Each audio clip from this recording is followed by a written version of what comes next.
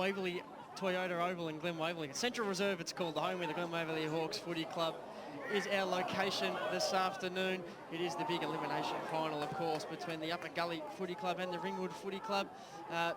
For the winner, the Basin Footy Club awaits next week after they got beaten by Templestowe yesterday afternoon. For the loser, it is curtains for their season in 2015. At the moment, the reserves are currently going about their business. It's the Upper Gully Footy Club leading Templestowe by 4 straight goals in the depths of the last quarter. So you think that the Upper Gully reserves would fight their way into next week, or the Templestowe reserve season is over. And there's a siren in the background. My name, of course, is Paul Semertzidis, and this is going to be a fantastic game of local football.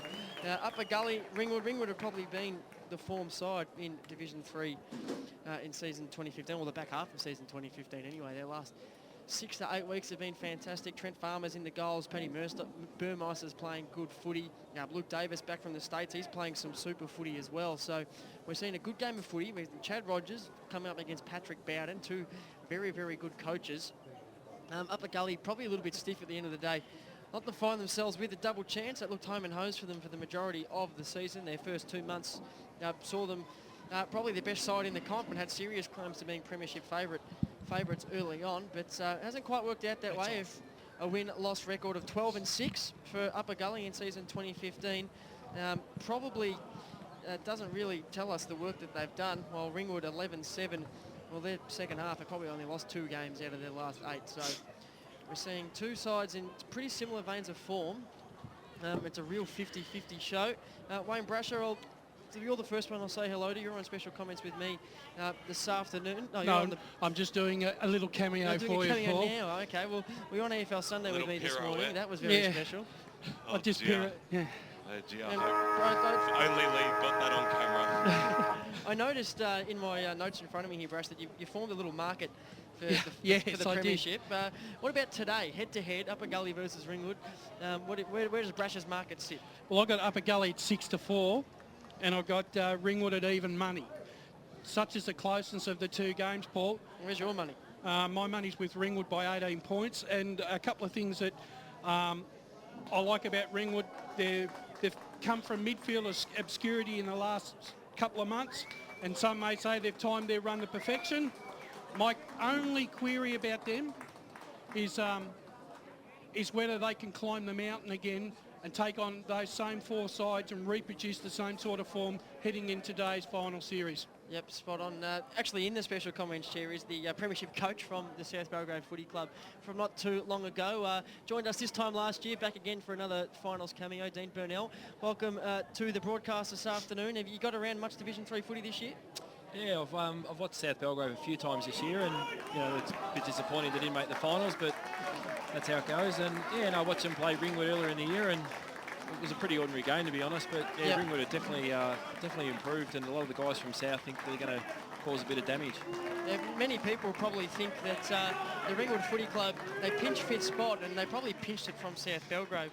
Baroni didn't make it, and people probably had them in at the start of the year as well. But Ringwood, are they a deserved 5th finisher in season 2015, and do they have the ability to do some damage in this final series? Oh, they definitely didn't pinch anything. They earned the right. So yeah, for sure. Look, it'll be very interesting. I think quarter time, if they can get off to a good start and they get a bit of belief, it'll be they're going to be very hard to run down. So they've got the big fella up forward, Farmer, obviously, and if he starts getting hold of it out on this perfect day, he would have woken up this morning with a big smile on his face, because it's a great day for it. Yeah, is it the Trent Farmer show for the Redbacks? Can they win if he doesn't fire? Oh, absolutely.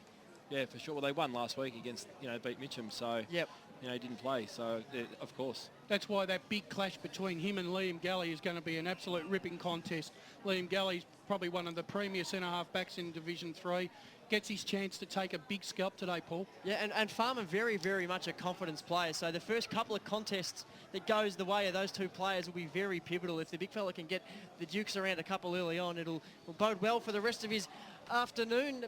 Couple of real grade A commentators with us. The Prince of Paddington, fresh off some career best work on EFL Sunday this morning. Ben Warren Smith, welcome to the broadcast. Because it was probably the least I've ever spoken on EFL. Yeah, that's why. Forgot you were there until halfway through. You sure he's not the fresh Prince of Paddington? Let's just let all that go, because I tell you what, it's brilliant to be out here at Central Reserve. It's the first time we've broadcast a game up the back of the grandstand. It's absolutely amazing. The ground is a picture. It's a big ground as well, which I actually think will suit Ringwood this afternoon. Yes. And, well, they're a side that definitely like to spread. And what they've got to their advantage is that they'll play in two. If they win today, they play 2 elimination finals, which is 2 Sunday games. So they'll actually get to play on this ground 2 weeks in a row. So I think that will certainly suit them. We saw Upper FERNTREE Gully take on the Basin about a month ago, and they played really good football that day. So I'm excited at what the contest will bring this afternoon. And well, I'm hoping for a close one. I think it will be a close one, but I'm loving the form of Ringwood at the moment, and I'm not going to back it. I'm not going to back against them. I'm on the train. No, it's too hard. They're in some super form. The Easter Football League's Mr. Sunday morning has turned into Mr. Sunday afternoon here next to me. Gavin Casey, too busy for us on Saturdays, but you don't mind a Sunday gig. We've had a couple this season, and welcome to the broadcast today. Looking forward to a good game of football, and looking forward to hearing your dulcet tones more than anything, to be honest. This looks to be the closest game in the finals, I reckon. Evenly matched. It's something to look forward to. It gets me out of the house. Yeah, well, we were talking off air, Gav. We probably should have done EFL Sunday live here this morning and got Bruce up early, I reckon. Yeah. This is a hard one to pick because... Bruce is up early. He's up at 4 a.m. The nurses don't let him out before midday. It's his generation. What do you mean he's up? He doesn't go to bed on a Saturday night. He's got a lot to do. But this is going to be a great game because Ringwood are hot form, but Upper FERNTREE Gully have had their dip, and it's great that they're back in form for finals and probably got their best lineup for the year coming into this game. So I reckon we're looking forward to one that will go right down to the wire. And for the winner, real chance to play off in a preliminary final, because if any side are ripe for the picking next week, it's definitely the Basin Footy Club. I mean, they were awful against Templestowe yesterday, and their last 6 weeks have probably left a little bit to be desired. So either of these sides could find themselves in a preliminary final, which means anything can happen. You only got to play an hour of good footy on preliminary final day to find yourself playing on grand final day. Not too far away from a start here. Both sides just making their way into position at the Waverley Toyota Oval. Central Reserve here in Glen Waverley. My first time here as well, Gavin Casey, for footy. I've certainly been here for cricket, but for footy, it's I don't think it gets much better. It's nice, it's big, it's very similar to Jubilee Park in its dimensions, and it's just like carpet. Yeah, and there is no wind to think of here to see, so the conditions are absolutely perfect. So it'll only be nerves that you'll be off your game today because it's perfect conditions. Have a look at automatic mismatch in the ruck straight away. Jakey Calvert giving away some serious height to, I think it's Benny Jordanov in the ruck. No, it's Power. Power for the Redbacks? Yep, so Power goes up the ruck, wins the first tap forward as they go to right of screen, so to speak. Left is the Waverley Road end, and to our right is the opposite end. On the outer side is the Springvale Road scoreboard end. I'm struggling for a name for the opposite end. The opposite end, we'll call it that, as Ringwood go to centre forward. The first inside 50, looking for Farmer at the back. It's going to go over his head as it was Davis in the goal square, actually. So Farmer moves out to centre forward, but it's a minor score. Ringwood get the first score on the ball. It was Davis with the big clearing kick forward. It wasn't bad work from him, and he started off the season pretty well, Lukey Davis. Went across to America for a couple of weeks, and they welcomed him back into the side, and he's playing some seriously good footy, kicking goals from the midfield. So we're still here in the forward line as we go to the FERNTREE Gully Road. Here's Farmer just getting a hand pass from the stoppage and hooks it around from 30 metres out, straight through the middle. Man on the spot. You're wondering why he's standing all on his own. And the first goal on the board for the Bendigo Bank is Ringwood 1-1-7. How about that for a start, Dino? Yeah, a bit of ball watching there. The Upper Gully guys were just watching the footy, and out the back slip Farmer, and away you go. You can't afford to do that. Do that a couple more times and it's going to look pretty ordinary. Not his usual work either. We're usually expecting to see take big towering grabs and wheel around on that left boot from outside 50, but just a little bit of space away from the stoppage, and there'll be plenty of space out there this afternoon. So Culvert goes up against Lang. The ball comes out towards the direction there of Toole. He tried to get boot to ball, but he had support there in Hards. On the right boot now, goes inside forward 50. The kick was a little bit of a grubber. Pushing the back almost there by Greg, but he won the football and he swung around on the left boot and he kicked it up towards the wing position boundary where side. A strong mark has been taken. Let's cross down boundary side. Thanks for the first time this afternoon to LifeCare. Boys, starting benches for the teams: Upper Gully, Nick Houston, Brad Carroll, Jared Dirksen and Hards, while for Ringwood it's Jesse Matthews, Stephen Brown, Ryan Maudsley and Nick DePrew. Daniel Joyce, their man on the spot this afternoon. So Toole on the right boot, sends it up towards centre half forward. It went over the top there of King's Head. Upper FERNTREE Gully go inside forward 50. Well, the intended target there was Hickledon, but it was chopped off nicely there by Blythe. On the left boot, the kick was a little bit of a shank. Whiteman almost pulled down the mark. Little kick grubber goes out towards the Risley direction, who lays a strong tackle there. And we'll have a bounce. We've got a number 10 for Ringwood, which we don't have the numbers. If Dan, you could sort that out for us, or Davis. Umpire throws it up. Knocked down there by Power. Umpire will come in and bounce. Maher on the bottom of the pack. So 117 Ringwood, Upper FERNTREE Gully, yet to score. The Redbacks. The kick goes in towards the middle of the ground. Oh, went straight through Burmaster's hands. A little handball there by Tatscott. Couldn't hit the target. They're fumbling a little bit at the moment. Burmeister almost could have copped one for in the back or a little bit high, and the umpire said, indeed. So Ringwood to send themselves forward from midway. So from the middle of the ground, the Redbacks load up to centre forward, but in prime position. Upper FERNTREE Gully will chop it off. Nice mark in defence as the centre forward, centre back went out. So grandstand side, Upper FERNTREE Gully try to attack, but it's all the defending of Greason. He tries to knock it in front of himself, gets some help. Now they're moving around through Davis on half-back, but he gets wrapped up in a great tackle. Ball and all. Beautiful work there by Lee. Keeps it at half-forward for Upper FERNTREE Gully. And ball up 60 metres around from their goals. They've had one inside 50, but couldn't claim the mark. So clearing kick from Ringwood out of the stoppage, but it's been marked on the wing by Begley. Begley goes into the centre of the ground with a man all on his own in Grice. Kicks it out to the right. Another short Hickledon half forward, loads up with a torp. Just tries to get the distance from 60, and he misses everything. Now over the boundary line, out to the right on the full. Do you think he could have seen some options there? I'm not sure why he felt like he had to load up. You've got to lower the eyes in that situation, especially early on. Any uncontested mark or otherwise you can find inside 50. A shot on goal, they like gold early on in the games, especially finals, elimination finals even more so. So Ringwood have the ball at back pocket. They've got 117 on the board, and they go out wide aside, close to the boundary line. The punch turns into a mark. So Upper FERNTREE Gully turnover, quick pass in, and it's been marked by Hards. This is Bryce Hards, who takes the marks, had a fine season, and he'll be kicking from about 50 metres out. So what do you reckon of his legs, guys? 50 metres, no trouble? So look, if he kicks short, I think he shouldn't have too many issues.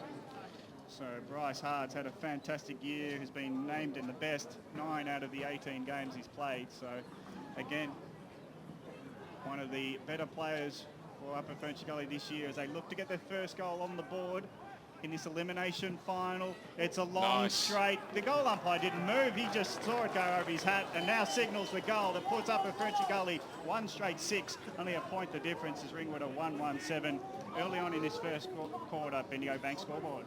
Don't think he had too many issues with the distance there. Gav Casey, Wayne Brasher, thanks to LifeCare. Yeah, inside 50s. Choose Tap, non-sponsor. Inside 50s, Upper Gully 3 to Ringwood 1. Hit outs 2 each to Upper Gully and Ringwood, so it's really close so far. 6 minutes into the first term. Nicely stepped up by you, Brush. Yeah, where is Soupy? MIA. Can't do it. Man flu. Colvert goes up against Power, who got the knockdown. Oh, going in extremely hard there was Michael King, and he wins the free kick for Ringwood. Short passes on, that's okay. Mark's been taken out wide. It's a mystery man. Collier, I think that is. Collier. Short passes on. So squeezing the ball up, Tim Burmeister. Boys, number 10's Jesse Latoscan for Ringwood.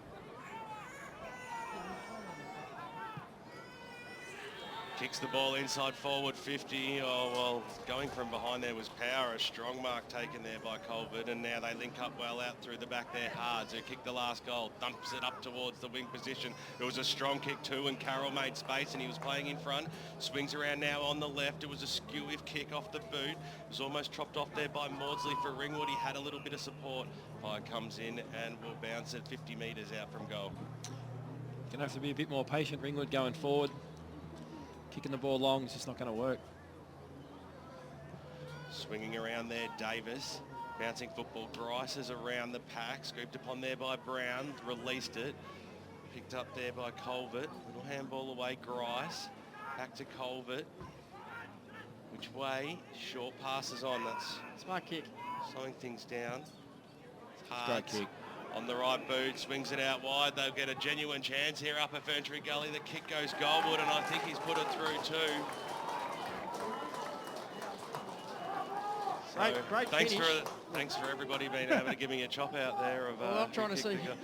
Well, I think it was Lee, but I'll have another look. Well, it was great space, and the vision from Hards was just as good to find him. It was Matty Lee spot on. Gave Casey, and then the finish on the fly from 45 out on a 45-degree angle. That's as good as it gets. I was pointing to a different name, and I was thinking of the player.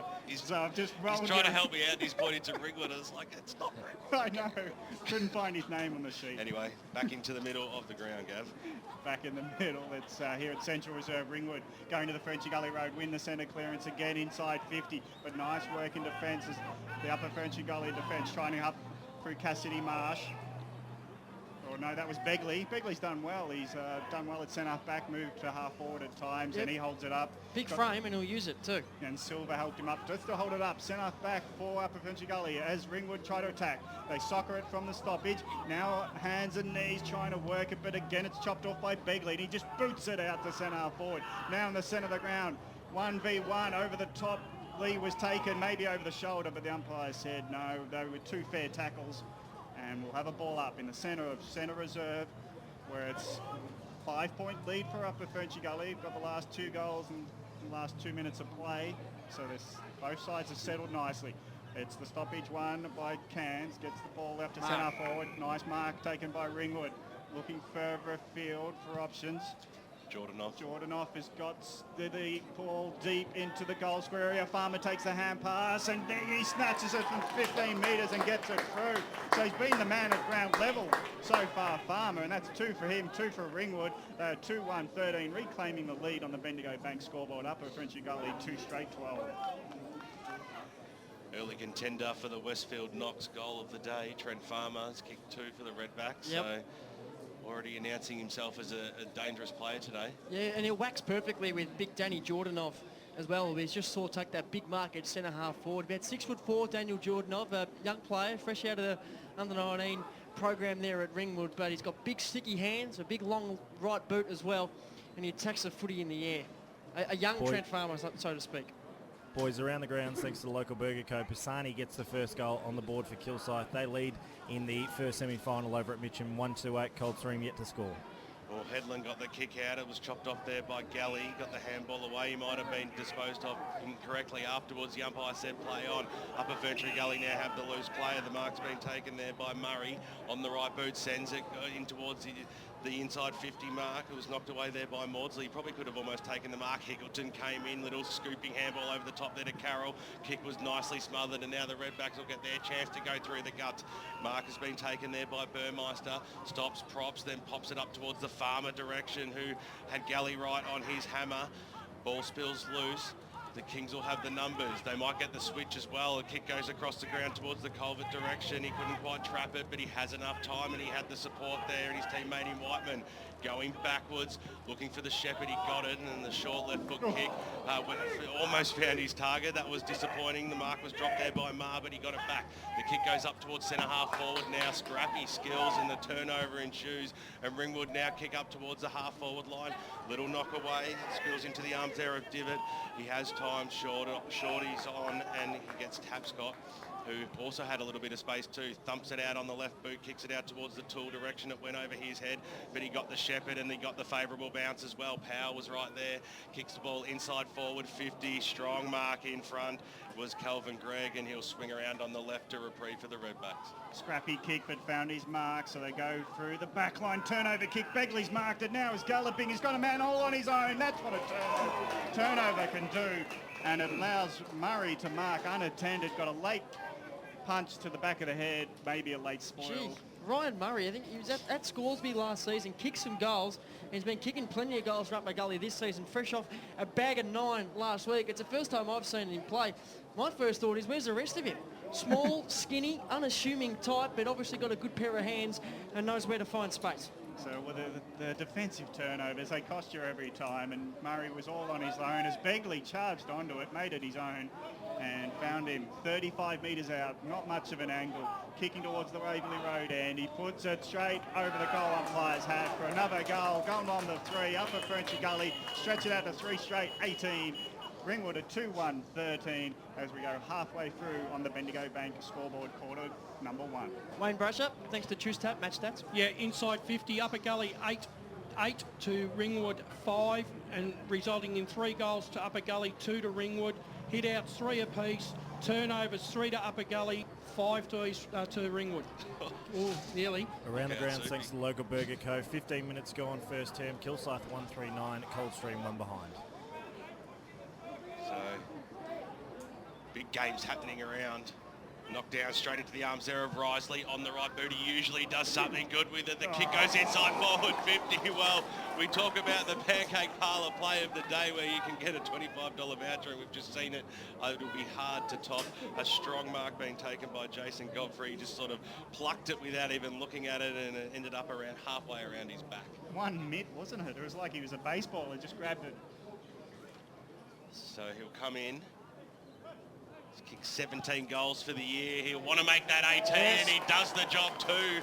Well, the Upper FERNTREE Gully Football Club, they're up and about. Their fans are up and about as well, and they get their 4th goal boundary on the side. Bendigo Bank scoreboard, and they increase their lead out here. Let's cross down boundary side, thanks to LifeCare. Dan Joyce. A very accurate start in front of goals by both teams. That would partly be due to the great conditions down here. A bit of overcast cloud, which means it's not too hot for players. And not a breeze to speak of, Dan? No, there's no breeze down here whatsoever. So Jason Godfrey gets on the scoreboard and now does the ruck duties. He has a second effort at ground level. He just slaps it to centre forward. Bouncing onto the ball is Marr. Bounces off an opponent. Gives it to Risley, who hand passes forward. And he gets a teammate in Hickleton helping him out. Loading up a kick inside 50. Man on his own in the pocket. Left pocket. Beautifully done again by Murray.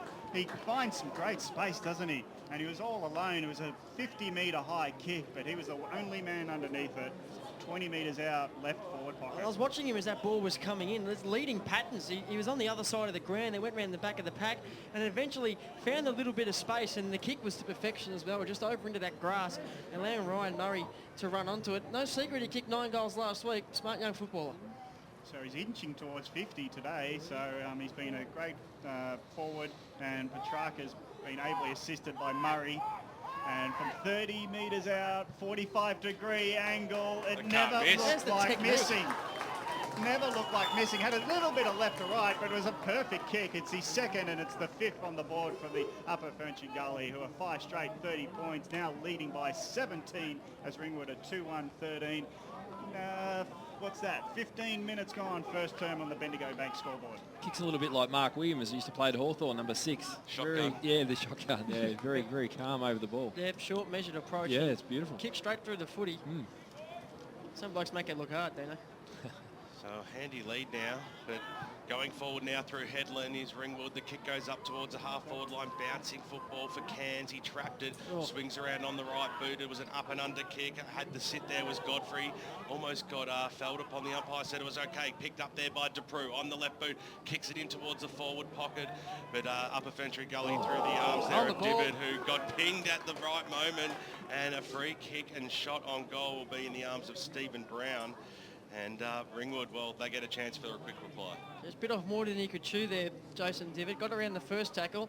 There was no chance of him getting around the second one, and incorrect disposal. Good decision by umpire Morris Di Vincentes. It's important they kick this goal, Ringwood, because the last 5 minutes, Upper FERNTREE Gully have certainly been on top. This will stem the flow a little bit. He keeps it low and he keeps it straight. That's his first goal on the board, and that is Ringwood's third goal, and they move to 19 now, trailing by 11 points with Upper FERNTREE Gully 30. Wayne Brasher, thanks to Choose Tap. Yeah, inside 50s, 10 to Upper Gully for 5 goals. For Ringwood, 6 for 3 goals. Stoppages 4-3, Upper Gully's favour. Clearances 3-2. Hit-outs 4 apiece. Turnovers 3 to Upper Gully, 5 to Ringwood. What was the centre clearances just before we get another one? 2-3 Upper Gully. As it seems to be quick fire out of the centre so far today's game, but the ruck work there, merely holding the ball as the Ringwood ruckman took it out and couldn't get the hand pass out, but at the bottom it's Patrick Burmeister who's been wrapped up by a few Kingsmen, and it'll be another secondary ball up, 5 metres left of the original centre ball up. So the umpire goes at it again of Central Reserve, and Upper Gully get forward of the pack, but they just can't get the numbers to run with it. So Ringwood turn it around, only temporarily marked by Silver at half back. He'll go to half forward to the Grandside boundary side, missed mark by Lee, allows Ringwood to bounce up and turn defence into attack. So they go to centre half forward, push out, but Farmer takes the mark, he's the last man standing, plays on, tackle down, holding the ball. He was too slow, he knew what he wanted to do, but he couldn't run away from the marking contest quick enough, and he got tackled and taken down. Great battle that so far. Gully gets it to Toole. Looks like he wanted to go the switch one way, then the other, then kicks it up towards centre half forward, but no one was home. Coming over the top there, Carrolley gave a free kick, and big power. Swings it out wide. Mark's now taken there by Maudsley, who had a little bit of space, so he'll kick it up towards the Farmer direction at centre half forward. He had the front spot, couldn't quite pull it down at the fall of the ball. Brown, who's kicked a goal, knocked it on towards Davis. Going in hard there was Houston. Knocked it out. Begley's over there as well. And it almost was a little bit of slow motion there, and he's given away a free kick to Farmer, the big fella. So swings the ball inside forward, 50, deep in towards the pocket. Kicked away that time there by Divot. Ringwood backwards to go forwards here, and that might work out okay for them. It's Jesse Matthews. So Matthews, short pass, it was an absolute terrible kick inside forward 50, but I think this is Burmeister, swings around on the right boot, kicks it up towards the top of the goal square and drifted across the face. It hit the paint before it went over on the full, so we'll have a boundary throw in. Yeah, talented footballer Jesse Matthews, won an 18's best and fairest in 2011 in the last year under 18 competition, and then spent 3 years on the list at Blackburn, learning how to play Division 1 footy. Oh, Cairns, just short passes on, that was good play. And Ringwood will have a shot on goal about 30 metres out. Kick will be taken by Nick DePrew, who's had a couple of touches in this first term, and to reduce the margin back to only 5 points. Another one from Blackburn, played in the reserves at the Burners all of last season before following his cricket captain Luke Davis over to Ringwood. So Nick DePrew comes in on the left boot, he kicks towards goal, and the umpire did a little bit of a dance, but he was happy enough with it. 6 points on the board, and they moved to 4 goals, 1-25, trailing by 5 points. Upper FERNTREE Gully, 5 goals straight. They're on the mark today, a 30 Bendigo Bank scoreboard. 4 scoring shots to 5 boys as we go around the grounds, thanks to the local Burger Co out at Walker Park. Coldstream, 4 behinds, 4 points. Ben Mullet kicked his first for Kilsyth. They're 2-3-15. Doesn't it make for a great game of footy when you see sides kicking straight at goal? I mean, they've both been deadly from the set shots. Very good finishes. 5 straight to 4-1. You don't see it often enough in today's footy, but it is good when you do. There's been a lot of set shots and men in there open to have the easiest shots, so to speak. Again, they go at it in the centre of Central Reserve. Ringwood win another clearance and they get it to half forward. Ball goes over Jornoff's head, so he has to duck back, but he's got Tapscott beating him to the ball, picks it up just before tackled, hands it on to Silver. Silver from half-back puts it higher than it was longer, and in good position to take the mark was Maudsley. Not seeing enough one-on-ones inside 50 for Ringwood. Upper Gully jumpers everywhere. Whack got it from his ruckman, and from the centre of the ground he loads up a kick to Hill. Hill drops it in the tackle, allows Farmer to come onto it. That was a little bit hard. Gully was there for Upper FERNTREE Gully, and he's got some help from his teammates, but it's not going too far at half back at the point of centre half forward. They're working hard Upper FERNTREE Gully, but much of a brick wall, and it's not going anywhere. Well done, Dean Grice. 3, 4, 5 efforts there. But he finally got turned over. It's Cairns giving it over to teammates. So loads up from 40 metres out. Matthews misses to the left. Had all the time in the world. It's a blemish. 4-2-26 Ringwood. They now trail by 4 points as we move on to time on in the first quarter. Hard to miss Jesse Matthews, as ginger as one could be. Begley, who certainly had a bit of the football, kicks it up towards the wing position. Culvert drives the ball forward. The kick wasn't too crash up, but the intended target was Petrarca, but ball drifts over the boundary line in the arms of Kelvin Gregg and will have it thrown in, far side of the ground, Springvale Road side of the ground out here at Central Reserve. Hope you're enjoying the broadcast on 98.1 Radio Eastern and streaming live around the globe on efl.org.au. If you're out at Warrandyte today, keep the scores coming through on Twitter. We want, at Mitcham. Speaking of the devil, thanks to the local Burger Co. Kilsyth 3-4-22, Coldstream 4 behinds, 23 minutes gone out at Walker Park. Mark Bassani with his second goal. Tyson Baker around the grounds this afternoon. He's got a big hour in store for you between 5 and 6 today. He's going to have a sing. Power. Make sure you stay tuned. It'll be the most exciting hour of radio of all time. Burmeister on the right boot. Kicks up towards the half-forward line, bouncing football. Cairns is there. Swings himself into a tackle, but he knew that he had support behind. The kick goes inside forward 50. It's knocked away. It was almost a little bit of holding. Yeah, holding the man. Good decision by the umpire because he had front position. So Stephen Brown, who has kicked a goal already in this term to give the Redbacks the lead. Yeah, but that's what happens when you find front position, though. You make it hard for a defender, and they were able to find a one-on-one. Umpires love situations like that. They're just waiting for any sort of tug of the jumper. So from right on the arc, he set sail for goal. It's a good-looking kick right to the line. Begley was there. Dippert also wanted to force the rush behind, and through it goes for a minor score. That's their third, moving them on to 4-3-27 on the Bendigo Bank scoreboard. 3 points in arrear of Upper Ferntree Gully, who are 5 straight 30 as the kick comes in. Matt Lee takes the mark, and Upper Ferntree Gully will use the grandstand side. So from still inside his defensive 50, might go sideways because there's no kicks up to the ground. And Tapscott load up the kick to the outer side. So the switch is on, nicely worked, Calvert. He's got a hand pass to himself, try to beat his opponent half back, but there's no one around him. And eventually it's kept in to the detriment, and Ringwood will turn it over into the hands of Burmeister. Patrick Burmeister loads it into the square, and he's got his teammate in Tim. So Tim Burmeister from 70 metres out now has got all Upper Ferntree Gully players blocking the space. So he's just going to put a high, long one in the direction of Hill. But the tall defence of Begley again takes a nice mark for Upper Ferntree Gully. It's been the Rocket Gibraltar, Ben Graham style centre-half back, Begley. So Gully was by himself. Kick goes further afield. Ringwood have the numbers at the back of the pack. Well, it was almost whipped out there. Crowd wants holding the ball. Strong tackle there on Jordanov. Eventually comes out. We've got a number 90 out there who I'd be keen to know who that is. So, huge fly over the top. Ground level Carroll sees it. Handed back to the umpire right in front of the grandstand here. Picturesque Central Reserve. See Davis Harrigan on the boundary line thanks to LifeCare. Getting some snaps as well. Number 90 is Ash Hards. Thank you very much. Got 2 spares back, Ringwood. Kick goes forwards, straight through the arms there of Murray, who's been lively in this first term, and Ringwood would be able to go through Matthews.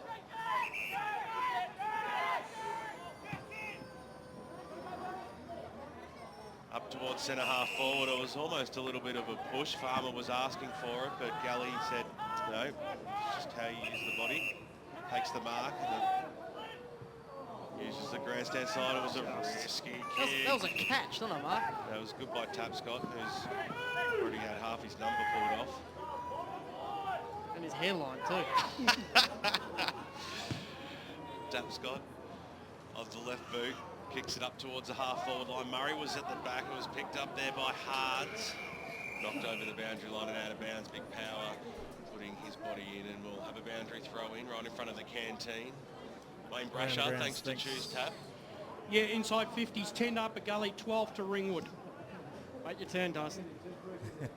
I'll try now. Around the grounds, thanks to the local Burger Co. Kilsyth at quarter time, 3-4-22 lead Coldstream, 4 behinds, 4 points. So back into play. The silent handball didn't go too well. And now we've got the ball didn't move, thankfully. It's definitely your turn. Come on, yeah, I know. It's finals. Not much was happening, to be truthful about it. Half forward for Upper Ferntreee Gully. They're looking for one before quarter time. Hards has got it. He runs and he's got players in front of him. He just thinks they're a batting ram. Bounces off them, still got it. Hands it over to Toole. Hards gets collected off the ball. But a great physical effort as Upper Ferntreee Gully go inside 50. No mark taken, and there is the quarter time side. Dino, before we go to quarter time, I'll just ask you a question. Jesse Matthews there, as a former coach, he's opted to bump Hards instead of lay the tackle, which kept the footy alive. It didn't eventuate in a goal, but, geez, you wanted to be laying a tackle in that situation. Oh, yeah, absolutely. But he's a pretty big unit, Hards, and he was full head of steam. So, yeah, no damage done. The boys are throwing a bit of weight around now, but... Yep. Been pretty impressive, Ringwood. Quarter time here at Central Reserve. Waverley Toyota Oval, Upper Ferntreee Gully, 5 straight 30. Lead the Ringwood Redbacks 4-3-27. Major goal kickers on the ground for Upper Ferntreee Gully. Murray has 2, whilst for Ringwood, the big full forward, Trent Farmer, roving and playing front and centre, snapping a few on the left to have the 2 goals for him. Well, as Paul said, it's quarter time out here. Keep the scores coming through on Twitter at FootyEFL if you're out at Walker Park today for the Cougar off. But out here, it's a very, very close one and high scoring and straight kicking as well. Hope you're enjoying the broadcast of 98.1 Radio East. We'll go back to Dyson Baker, who will enthrall you for the next few minutes. If you plan to be cremated when you die, where would you like your ashes scattered? Sorrento Beach. It's sunset. The famed Flemington Strait. Just leave me on the mantelpiece facing the telly so I can watch the Mighty Hawks. My 1951 FX Holden. At Tobin Brothers Funerals, you can celebrate your life in any way you wish. What you want done with your ashes, music to be played, donations to charity. Those and other wishes can all be set out in a fixed price funeral plan. Find out more at tobinbrothers.com.au. Tobin Brothers Funerals, celebrating lives. Program sponsor. EFL.org.au is a must visit for the die-hard Eastern Football League fan. In our news section, check out the latest news, feature articles and video programs, including the Inside Football Friday preview. Have your say in the EFL poll. Check out all the latest EFL videos. Best of all, you can listen back to any EFL radio program at any time. To go live and local for your footy, head to EFL.org.au.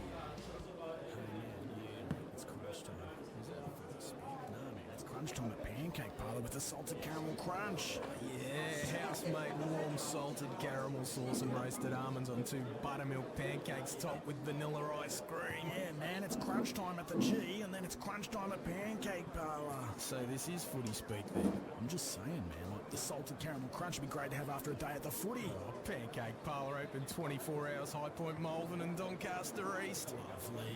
Program sponsor. What was wrong with you blokes yesterday? You were playing like you'd been stuck in traffic for an hour before getting to the game. Coach, there was a railway crossing gate down for ages. The other mob thrashed us. You ran out of legs. They all have breeze tags, Coach. They use Eastlink. They get to focus on the match rather than focus on inching forward in the traffic. Get a breeze tag and use Eastlink, the quickest way to get around Melbourne's East. Arrive fresher, play better. Eastlink, it's time better spent. Program sponsor. Welcome back to the studio. Plenty of great action right across the Eastern Football League. So, 2 grounds. One out at Mitcham at Walker Park, which is the Division 4 first semi-final. And, of course, our EFL Gameday match brought to you by the Pancake Parlour. Upper Ferntreee Gully and Ringwood. Seems to be that we picked the match of the day at this stage because Upper Ferntreee Gully lead that one 5 straight 30. Ringwood 4-3-27.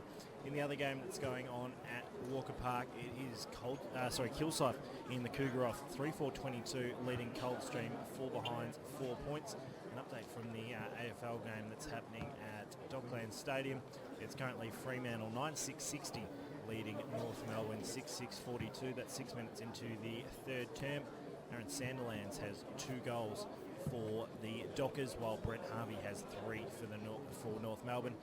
Leading possession winners on the ground, Neil with 18, Barlow 17, Johnson with 17 for the Dockers, while for North, Hanson has 15, Cunnington 14 and McDonald 13. We might take this opportunity to head back to the boys out at Central Reserve for what is sure to be a massive second term.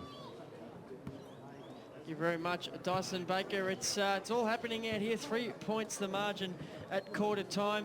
Wayne Brasher, thanks to Choose Tap, match stats in the first quarter. Did they tell much of the story? Yeah, they did a bit. Upper Gully inside 50s, 11 for their 5 goals. Ringwood 12 for their inside 50s for 4 goals, 3. Stoppages 5-3 favouring Upper Gully. Clearances 6-4 favouring Upper Gully. Hit-outs 6 to Upper Gully, 7 to Ringwood, and turnovers 6 apiece, Paul. It's what do you make of it? I mean, I think Ringwood have looked better going inside 50. I've got Chad Rogers. I also think Upper Gully have have defended well in numbers. But we'll go down boundary side. Thanks to LifeCare, Davis Harrigan has been the senior coach of Upper FERNTREE Gully, Chad Rogers. Cheers, Paul. Yeah, I've got senior coach Chad Rogers here. Now, 5 scoring shots has equated to 5 goals and some great run forward. But how can you talk just then in the quarter time huddle? How can you improve that going forward? I was just making sure that at the stoppage that we stop their momentum through the stoppage and getting to stop there, getting the dominance through bend and power. If we can change that, obviously when we go forward we look dangerous. So that's the key. And another thing, again, talking about that space and trying to shut down players. Who are those players you really want to shut down? Well, Nine and Berminster and those can play bigger body midfielders are their key, and they give it off to the outside. So we've got to stop them getting the ball and actually stick out tackles. Cheers, Chad. Just having a quick look at that board that they had on the quarter time huddle for Upper FERNTREE Gully. It might have been 20 interchanges now. It could be wrong, and if I am wrong, I'll get back to you up there. Thanks, Davis Harrigan. Some great work on the spot there. I wouldn't think that'd be too far wrong, Paul, because both sides actually were interchanging quite heavily. Obviously, the bigness of the ground, they want to try and keep fresh legs going through the midfield right throughout the game. Yeah, no, it's spot on. It's not a warm day by any stretch of the imagination, but it's definitely not your typical cold winter sort of footy day. It's going to be hard work for the players, and there'll be some sore, tired legs, especially out here on this big ground at Waverley Toyota Oval. Central Reserve, Springvale Road, Glen Waverley. Not too many better places to watch local footy, it must be said. 3 points the margin. Gavin Casey, get ready to take us underway for the second term.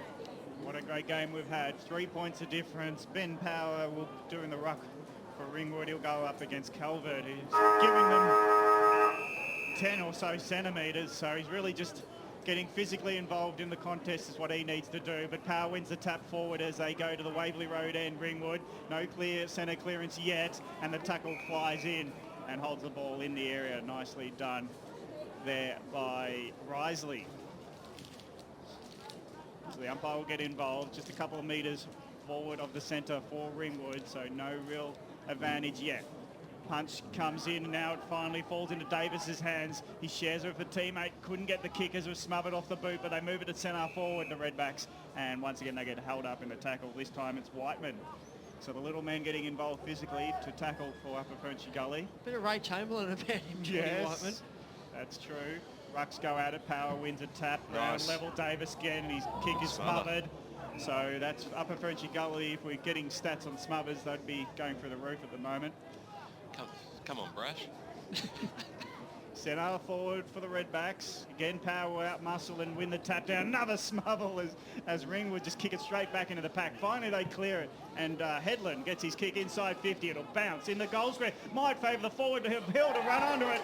Open goal from 3 metres. It's actually Jordanoff who got it. It bounced over the head of the 2 forwards coming at it. And Jordanoff was the last man there, ran into an open goal effectively. So that's Ringwood getting on the board and hitting the lead again on the Bendigo Bank scoreboard. Good start there by Ringwood, Dino. Yeah, they set up really well at the stoppage at centre half forward and got the hands out the back and got it forward pretty quick. So just a little bit lazy from the Upper Gully on ballers, ball watching a little bit. Tactical from you there, BWS. Dino was elbow deep in a packet full of lollies. I know. I'll just open it for you, mate. What are the inside 50s thanks to Choose Tap, Wayne Brasher? They were 12 to 11 at quarter time, so it's now 12 apiece, BWS. Okay, so 3 extra scoring shots to Ringwood. So Power got the knockdown. Davis out of mid-air. Well, it went the required distance. He was looking for his teammate there in Brown. The Kings, though, through the middle of the ground there in Whiteman. Bouncing football right in front of us here on the broadcast position. It looked like Lee was almost held without the football. Then charging through the back again was Whiteman. Seen over the boundary line and out. Oh, he's got the leg sleeve.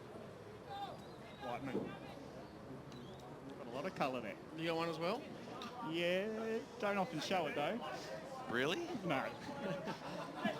Comes out, Headland. The closest I get is when I bruise. I've only ever seen you in a cardigan. It's a signature piece. Comes out, Davis, swings around. He's getting a few pieces early.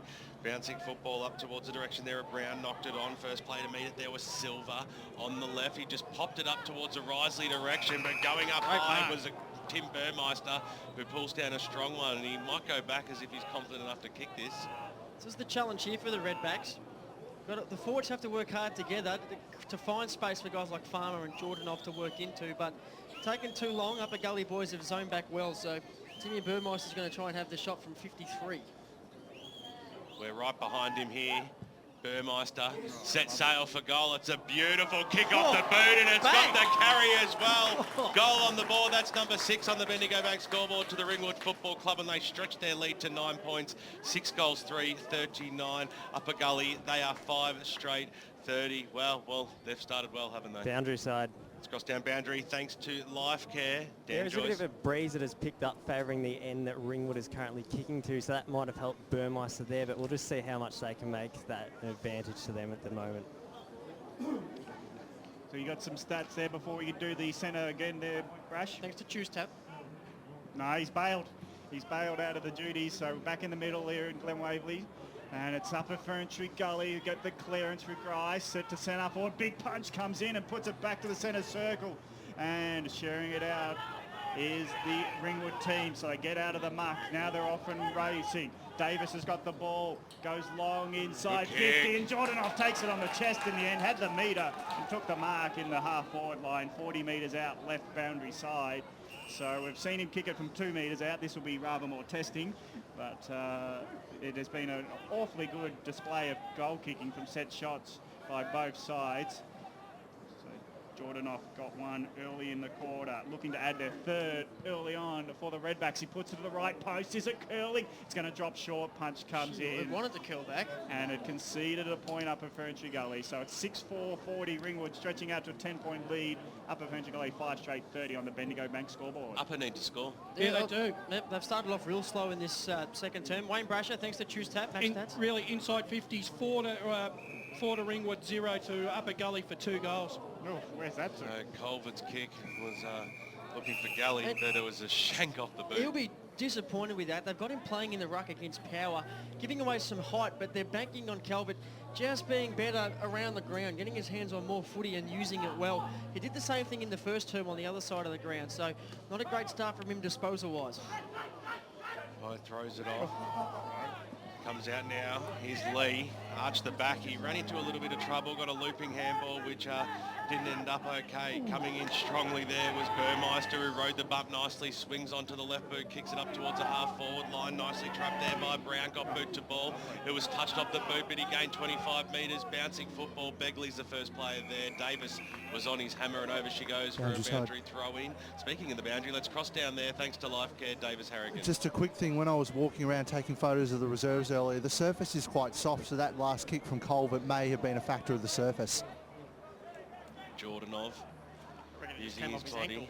Pretty good to me. There was a little bit of holding between the two ruckmen. Which way will it go? Will go the way of Upper FERNTREE Gully. Kick by Culvert up towards the wing position. Strong out in front there, Jared Dirksen, who's been quiet in this first term. Swings around on the right boot now. It's a 2-on-1 situation, and a strong mark taken there by Power. Going with the back of the pack.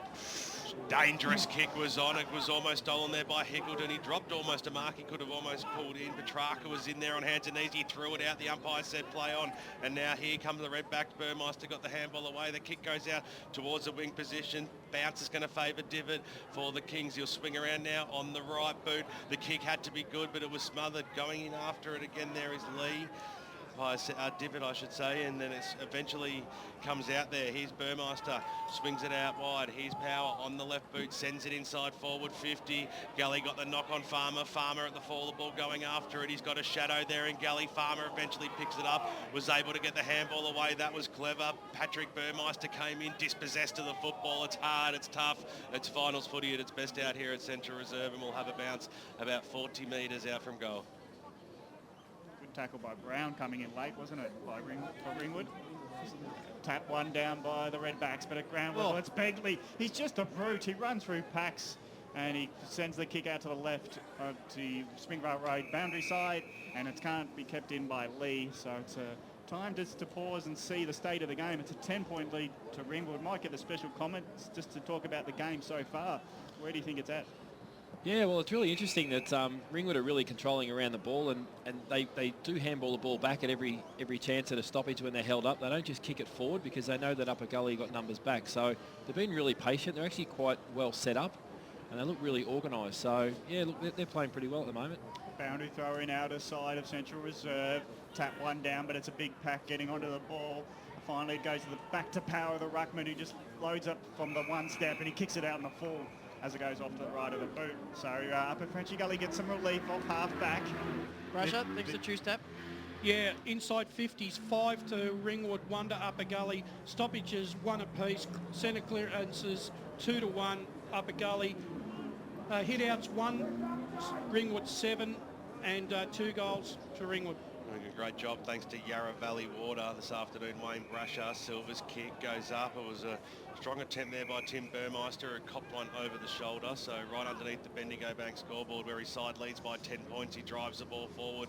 It went through a whole lot of players there and ended up in the arms there of Brown. Swings around now on the right boot. It was a clever kick inside forward 50. Divot had the front spot in front of Declan Hill, and over she goes for a boundary throwing 25 metres out from goal. I don't think the Redbacks are necessarily working harder, but what they are doing is working a bit smarter. Their decision making just looks to be a little bit better at this stage. They're putting teammates in more dangerous positions. We saw Dirksen from Upper Gully take a big strong mark in front of us before, but that's what they need a bit more of, that sort of lead up player, 70 to 80 metres out from goal to help pump the Kings inside 50. Silverman was the third man up and got a good knockdown out towards the Houston direction. Ball stays alive. Here's Matthews linking handball one Power, but we heard a whistle in the background and it was actually a free kick going to Ringwood, so almost been advantage paid. Kick goes inboard. Forward pocket. Strong mark taken by Begley. Having best on ground, come on. Having a good game. He's getting a lot of look at it down there. Yeah. No shortage of footy coming his way. So, well, got a little bit fancy.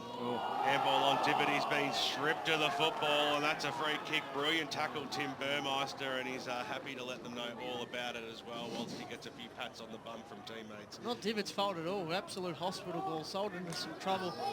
But was that kick 15 metres that started this, the call for play on? Well, the umpire said play on, so you'd assume it wasn't 15 metres. Tim Burmeister comes in looking for goal number 7 for Ringwood. He floats it over the goal umpire's head and through it goes. Margin out to Sweet 16 out here at Central Reserve as the Redbacks move to 46. The Upper FERNTREE Gully Kings 30. And Divot has been taken holding the ball twice now for some costly turnover goals. It's almost time to replace your Divot back in the back line. Had to get it in at least once. So bad. So bad, so good. But we're back in the middle. We've got to quickly get on with the game or someone else can speak. As long as you laugh about it. Well, that's the main thing. Got to have fun in life. As we're back in the middle, no clear tap out advantage one, and the pack comes over the ball. It's amazing how quick the wings are getting in on the centre clearances today. They're really making a pack of it early. I think the centre clearances were quite advantageous early, but it's Ringwood now trying to work it out. They spread it left to the wing, and Matthews loads it up to the half-forward line. The wrestle for the ball, and at ground level, Farmer did nicely, but he hands it back into the corridor, hoping for a teammate to be on the end of it. Now he's got Davis to get onto the ball at centre forward, puts his body over the top of it. The tackles come in. Will the umpire penalise him? No, he said it's all fair, that it's a ball up. Centre forward for Ringwood. Great job, Lukey Davis. Well, he sort of Around made... the grounds, Yeah, Around go the for grounds, it, thanks to guys. the local Burger Co. Sorry, Gav. Coldstream finally with their first on the board through leading goal kicker Kane Jones. They're 1-5-11, trailing Kilsyth 4-4-28. Hickleton on the burst from the centre, just wobbles a long spiral kick, not to the advantage of Dirksen, but he runs onto it, picks it up. He's got some teammate help, but he couldn't get it to Murray, and it's been turned over. That hand pass now on the outer side. They're off and running. Ringwood got time to think about what they're going to do on the Springvale Road outer wing. Now the kick goes, pack forming 3-on-3. Flyers go at it, no mark taken. Ground level, it's the Redbacks getting it to the goal square. Bounce of the ball, takes it further to the pocket. Divot might get there first, goes the bump. Has some help from his teammate. Trying to work it is Whiteman. He goes inboards, the corridor, dangerous turnover, picked up nicely by Burmeister, and it misses to the right. It looked good to the last metre. And the snap from 30 metres was a -4. Ringwood stretch out to 11-point lead. 17. Oh, 17, 7-5-47. Upper French Gully stranded on 5 goals, 13. Just the little things in footy. Upper French Gully, the hard handballs everywhere you look here from them, putting some teammates under pressure and just sort of firing the ball around.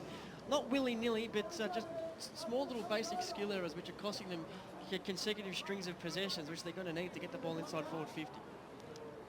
Well, they coughed it up from the kick in. Silver went for hards, but the kick wasn't up there. Power, an easy knockdown that time. This could be good. This could work out well here for the Redbacks. Kick goes in towards the Farmer direction. It's knocked away from him. Scoots out towards Hards. He picks the football up now. He's quickly wrapped up by David Headland, who will see the ball handed back to the umpire for a quick restart here. 35 metres out from the Ringwood goal line. Ball comes out now. The kick goes out towards a 10-metre mark and nicely chopped off there by Whiteman, who go out on the right boot now. Is a good kick too, because Nick Houston made a little bit of space. He'll have a hop, skip and a jump and take off and kick up towards the wing position. And the ball's knocked over the boundary line and out of bounds right in front of us here on the broadcast position. Matty Petrarca not really in the game at the moment. No, he hasn't done much. He's the real ace in the pack. I doubt he's got a possession, actually. 51 goals for the season. He's a star. Hire brings the ball back in. Knocked down there by Power, who went after it again, and we'll have a bounce. Not seeing a lot of the Ringwood games. The big ruckman for Ringwood, he seems like a fair player. Absolutely. Is he the best ruckman in the comp? Brash? Yeah, he's one of the best in the competition. It goes up towards... Where is it down? Centre half forward. Quite succinct work there. Greg takes the mark. I tell you what, give him 10 more kilos, he'll be basically unstoppable. Risley gets the handball away. This is looking promising. Houston from 50 metres out. A kick was touched off the boot, bouncing football, and eventually it trickles through for a minor score. The first on the board for Upper FERNTREE Gully, moving them to 5-1-31. Back out to 16 points. On the Bendigo Bank scoreboard, 7-5-47. They've got to try and lock it in here, Upper Gully. They've let the ball out far too easy. It hasn't been in there a lot, but it keeps popping out pretty quickly, so their forward pressure's been a bit awful. Risky kick. Tapscott was on the end of it as they went long and straight, but the tackle was a bit too much as Tapscott had bounced off his chest and the tackle was too high, and Ringwood escaped just as they put a dangerous kick to centre half back from the kick out. Now the kick might be chopped off the other way, but at ground level, Ringwood trying to work it through Maudsley. And in the centre, they do share it. Davis getting involved. Now centre forward, Jordan off second to it, puts the pressure on. Running onto it is Hards. Gets it to Begley. Begley working it nicely to Hickleton. Hickleton's got space to run out on the grand side wing. Puts it to the forward line, hoping for Petrarca to work his magic, but he's been nicely corralled and pushed over the line while the ball's been kept in. Ringwood have got the numbers, but the boundary finally sees it over. Umpire's played a free kick. Holding the ball, didn't call that at all. That's amazing. Ma did the tackle and the hand pass didn't come quick enough, said the umpire. It's good quick ball movement though, and Tate Hickleton, maybe he needs to be the one. Big tall player, can take a mark, that needs to own this section in between centre wing and the forward 50. Right, boundary side, Ma puts it to the goal post as he tried to bend it, lost some distance and the defence held up on the line. Low percentage option, ran the body job on the left foot. Never looked like it was going to make the distance. Probably better off with the drop puncher in that sort of scenario. And that would be the first score for about 20 minutes as well, boys. So Upper Around Gully the grounds, now thanks to the local Burger Co. 19 minutes gone, second term at Walker Park. Kilsyth 4-4-28, Coldstream 1-5-11. Big news coming out of Docklands, Nat Fife on the report. Hard stumps the ball deep into the upper FERNTREE Gully forward line. Little handball over the top. They've got the numbers here. The Redback power. Scoots out a handball wide to Greg. Linking up. They're still under pressure, but they seem to have just enough space. Now, good play there by Headland, who put his teammate under a fair old bit of pressure there. Came out towards whack, backwards to go forwards. Now they might try and create a switch. Kick goes up towards the centre square, where the mark's been taken there by Jordanoff. It's downfield anyway, so either way, Ringwood have the football, and they look to have a few numbers here.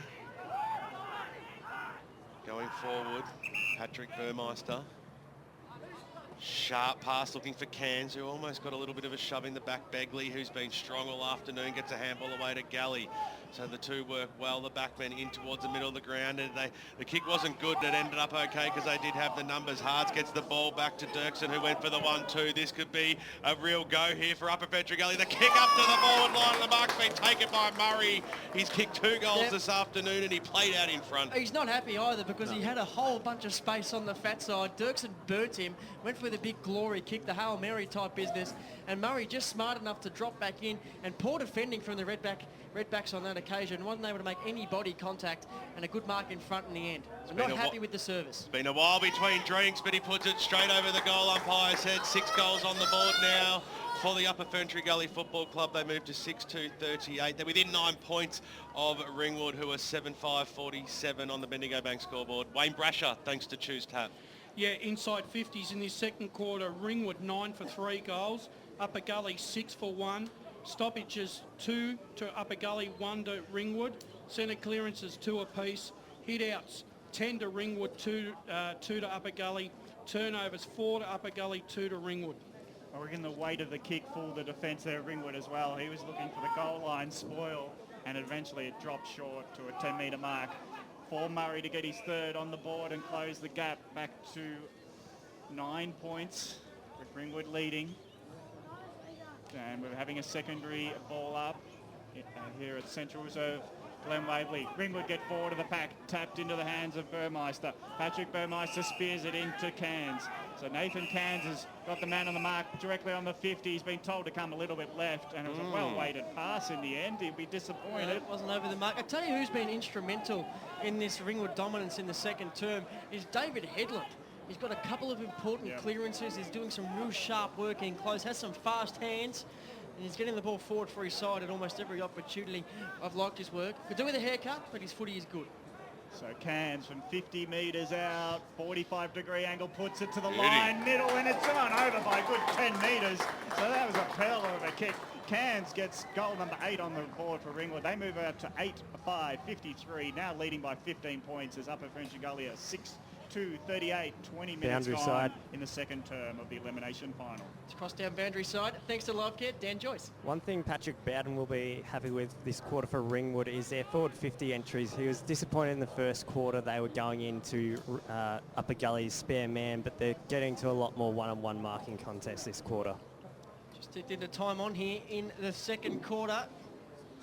This is what separates the men from the boys this period. You can really see what Ringwood are trying to do, but I'm really struggling to see the game plan of Upper Gully at the moment. They're moving the ball really slowly, which is really unlike them. They like to move the ball really quick, so that's to Ringwood's credit. Lee's kick goes inside forward 50, kicked out there by Grierson, but mark's been taken by Whiteman. Little handball off to Grice on the right boot, kicks the ball inside forward 50. Strong play there by Godfrey, who was almost pulled off the football. The umpire said it was okay, and we'll have a bounce about 30 metres out from goal. What would you do, Paul? Would you get everyone out of there and put little Silver there and just leave him one out? He seemed to have his guy cooked. Rhino Murray, yeah, absolutely. They need some more space up there because Dirksen and little kick on goal there. Check side hasn't come back enough there. Ryan Murray was going for goal number 4, and he also was putting his hand up for a $25 voucher from Westfield Knox, but through for one behind. Upper Gully, well, they get that little bit closer, don't they, on the Bendigo Bank scoreboard as Lang brings the ball back in now. There's a fair old roost too. It's almost made the middle of the ground. Whiteman goes in hard. He's brought to ground and will have a bounce. You're the premiership coach, Dino, so what would you do? Don't worry about it was what Murray. Yeah, it was Murray I was talking about. Yeah, I thought so. Yeah, look, he's got his guy beat. but, you know, he's got 5 guys standing in front of him, you know, taking his space. So got nowhere to lead. Upper gully Here he spread is at the back. nicely from the ball up, but the mark's been no drop there by Lang, so it allows Upper Ferntree Gully to go again in the pocket, left pocket, and now the number's still with Ringwood as they just trap it in, are happy to concede a ball up, and maybe holding the ball will come in if they don't move it. But Grissom finds the umpire agreeable to him and hands it back for ball up. 20 metres around from the Kingsman's goals. They trail by 15. Need the one before half time. But it's breakthrough moment for Ringwood to clear. It's close the line and over. So just have a look at this setup here, Dano. You can see Nick Houston at the top of the 50. I mean, that's where Murray's going to have to go. And it needs to be the focal point here. The other Godfrey needs to be going to the pockets and let Murray come in onto the fat side. You know, if he kicks it long here to full forward, which he hasn't, but if he did, you know, they've got 2, 3, 4 guys back there. It's just crazy. What ended up happening there is kicked it straight inside 50 to Murray in amongst 3 Redbacks. Easy pickings for the defenders. So Greg takes the mark. Short passes on. Standing strong, Litovkin. Something like that. I think that's right. Yeah, close enough. Burmeister of the Patrick variety, kicking it straight into the arms there of Whiteman, who's had a pretty strong game here for the Kings. It swings around on the left boot, sends it inside, dropping the mark. There was Wack, couldn't pick it up. There was Power on the right boot. Spears a pass out. Burmeister wasn't going to be paid anyway. He was dispossessed of the football. Toole comes in, short passes on. Kick goes in. Maudsley, though, picks the ball up on the right boot, swings it out wide. That was okay. Blythe, and they have the numbers. Kick towards the grandstand side, playing out in front and eventually trapping the football. There is Greg. Sorry, it was DePrue that time. Swings it inside, beautifully trapped there by Hill. Was classy as he goes inside forward 50. And a strong mark has been taken by Jordanoff, who's certainly been presenting this afternoon. Yeah, where was he there? Real fleet of foot, Declan Hill. Just picked up the footy, operating in a telephone booth, just got around his man nicely, lace out past to Jordanoff. It's better transition of the football from Ringwood, and you can see why they're manufacturing shots on goal. Jordanoff comes in now. They're just kicked. They're loving playing it from wherever. It goes straight over the goal umpire's head, and that's their 9th goal on the board. 9 goals, 5, 59. It's out to 20 points out here, Seymour, at Central Reserve. That's goal number 4 from the set shot from the 50-metre line, all from this side as well, just about. This set shot kicking, the Redbacks are putting on an absolute clinic. Let's go around the grounds, thanks to the local burger company, Dyson Baker. Yeah, it's danger signs now for Coldstream. Margin out to 23 points. Kilsyth have kicked their 5th through Benson, nearing half-time out at Walker Park. And nothing in the Nat Fife report either, Dyson Baker. They're getting all excited over nothing there, my friend. Back in the middle. Just like to keep our listeners updated, mate. As Wrestle comes in, and the umpire will have to get involved for a second ball up in the centre of Central Reserve. So we're not getting clear-cut centre clearances like we were in the first term. Power wins the tap, but he just taps it down to the opposition, and Lee comes in from a quick hand pass out, and Lee goes to half forward. He's got a man running onto the ball, and nicely taken there by Petrarca. Probably his first possession, and he spears a pass towards his mate and Murray, who takes it on the chest. Gee, this kid's got talent. He's got talent. Stepping up today. You can see it there, quick on the lead. Didn't get the jukes out because he probably would have been spoiled. Just protected the drop of the ball at full strength and jumped up and took a chest mark. That's really hard to do. So he's kicked 3. This will be his most difficult shot, and he's sucking in the air there because I reckon he crashed down to the surface after he took the mark. It was a very close thing with his backman right on his hammer. Great leaping effort to take it on his chest. So really on the boundary line, right side, puts it to the left post, just short of it. The punch comes in, and it's conceded. Over the bar. Yeah, one tap down and then the tap over the bar. So a minor score moves Ringwood's lead back to 19 points. Upper French Gully 6-4-40. Ringwood a 9-5-59. Well, it's clumsy there by Aegis, who was under pressure. Hickleton comes out and takes the mark. It's about 70 out from goal. He's got players forward. Short passes on. So probably still 2 kicks away for Bryce Hards, but he has kicked a goal. Got to lead up here. Term. Dirksen, Godfrey, they've just got to get out of the space. She's gone back a fair way. Michael Holding style run up. Well, we see what Jordanov and Burmeister and the like have done at the other end. Bryce Hards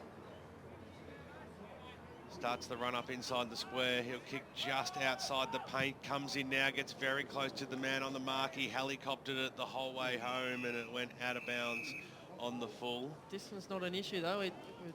2,000 metres above sea level here. Ball just travelling a bit further. 27 minutes gone, 19 points the margin on the Bendigo Bank scoreboard.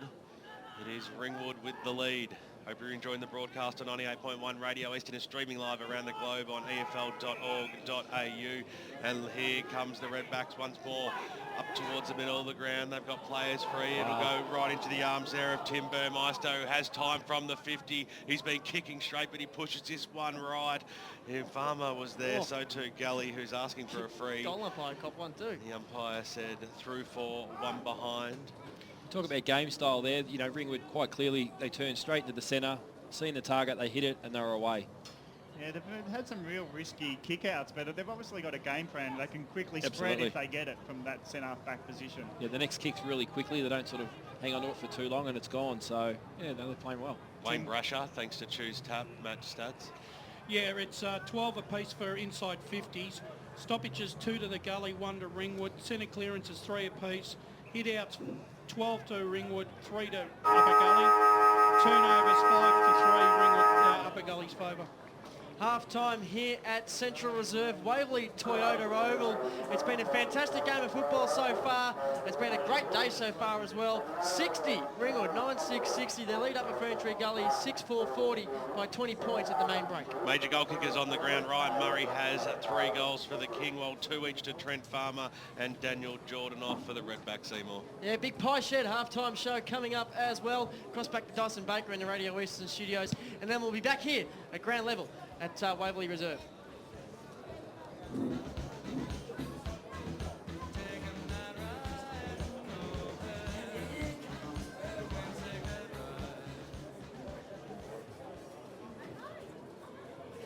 would you like your coffin to look? I think maybe my wedding photo would look good. Like HMAS Melbourne. I spent the best years of my life on that ship. Oh, a picture of me and the kids from when I was younger and they were babies. Lots of pretty flowers. Well, at Toby Brothers Funerals, anything is possible, including a custom-designed and decorated coffin to celebrate your life. To find out more, visit tobybrothers.com.au. Toby Brothers Funerals. Celebrating lives. Sponsor. What was wrong with you blokes yesterday? You were playing like you'd been stuck in traffic for an hour before getting to the game. Coach, there was a railway crossing gate down for ages. The other mob thrashed us. You ran out of legs. They all have breeze tags, Coach. They use Eastlink. They get to focus on the match rather than focus on inching forward in the traffic. Get a breeze tag and use Eastlink, the quickest way to get around Melbourne's East. Arrive fresher, play better. Eastlink, it's time better spent. Program sponsor. EFL.org.au is a must visit for the die-hard Eastern Football League fan. In our news section, check out the latest news, feature articles and video programs, including the Inside Football Friday preview. Have your say in the EFL poll. Check out all the latest EFL videos. Best of all, you can listen back to any EFL radio program at any time. To go live and local for your footy, head to efl.org.au.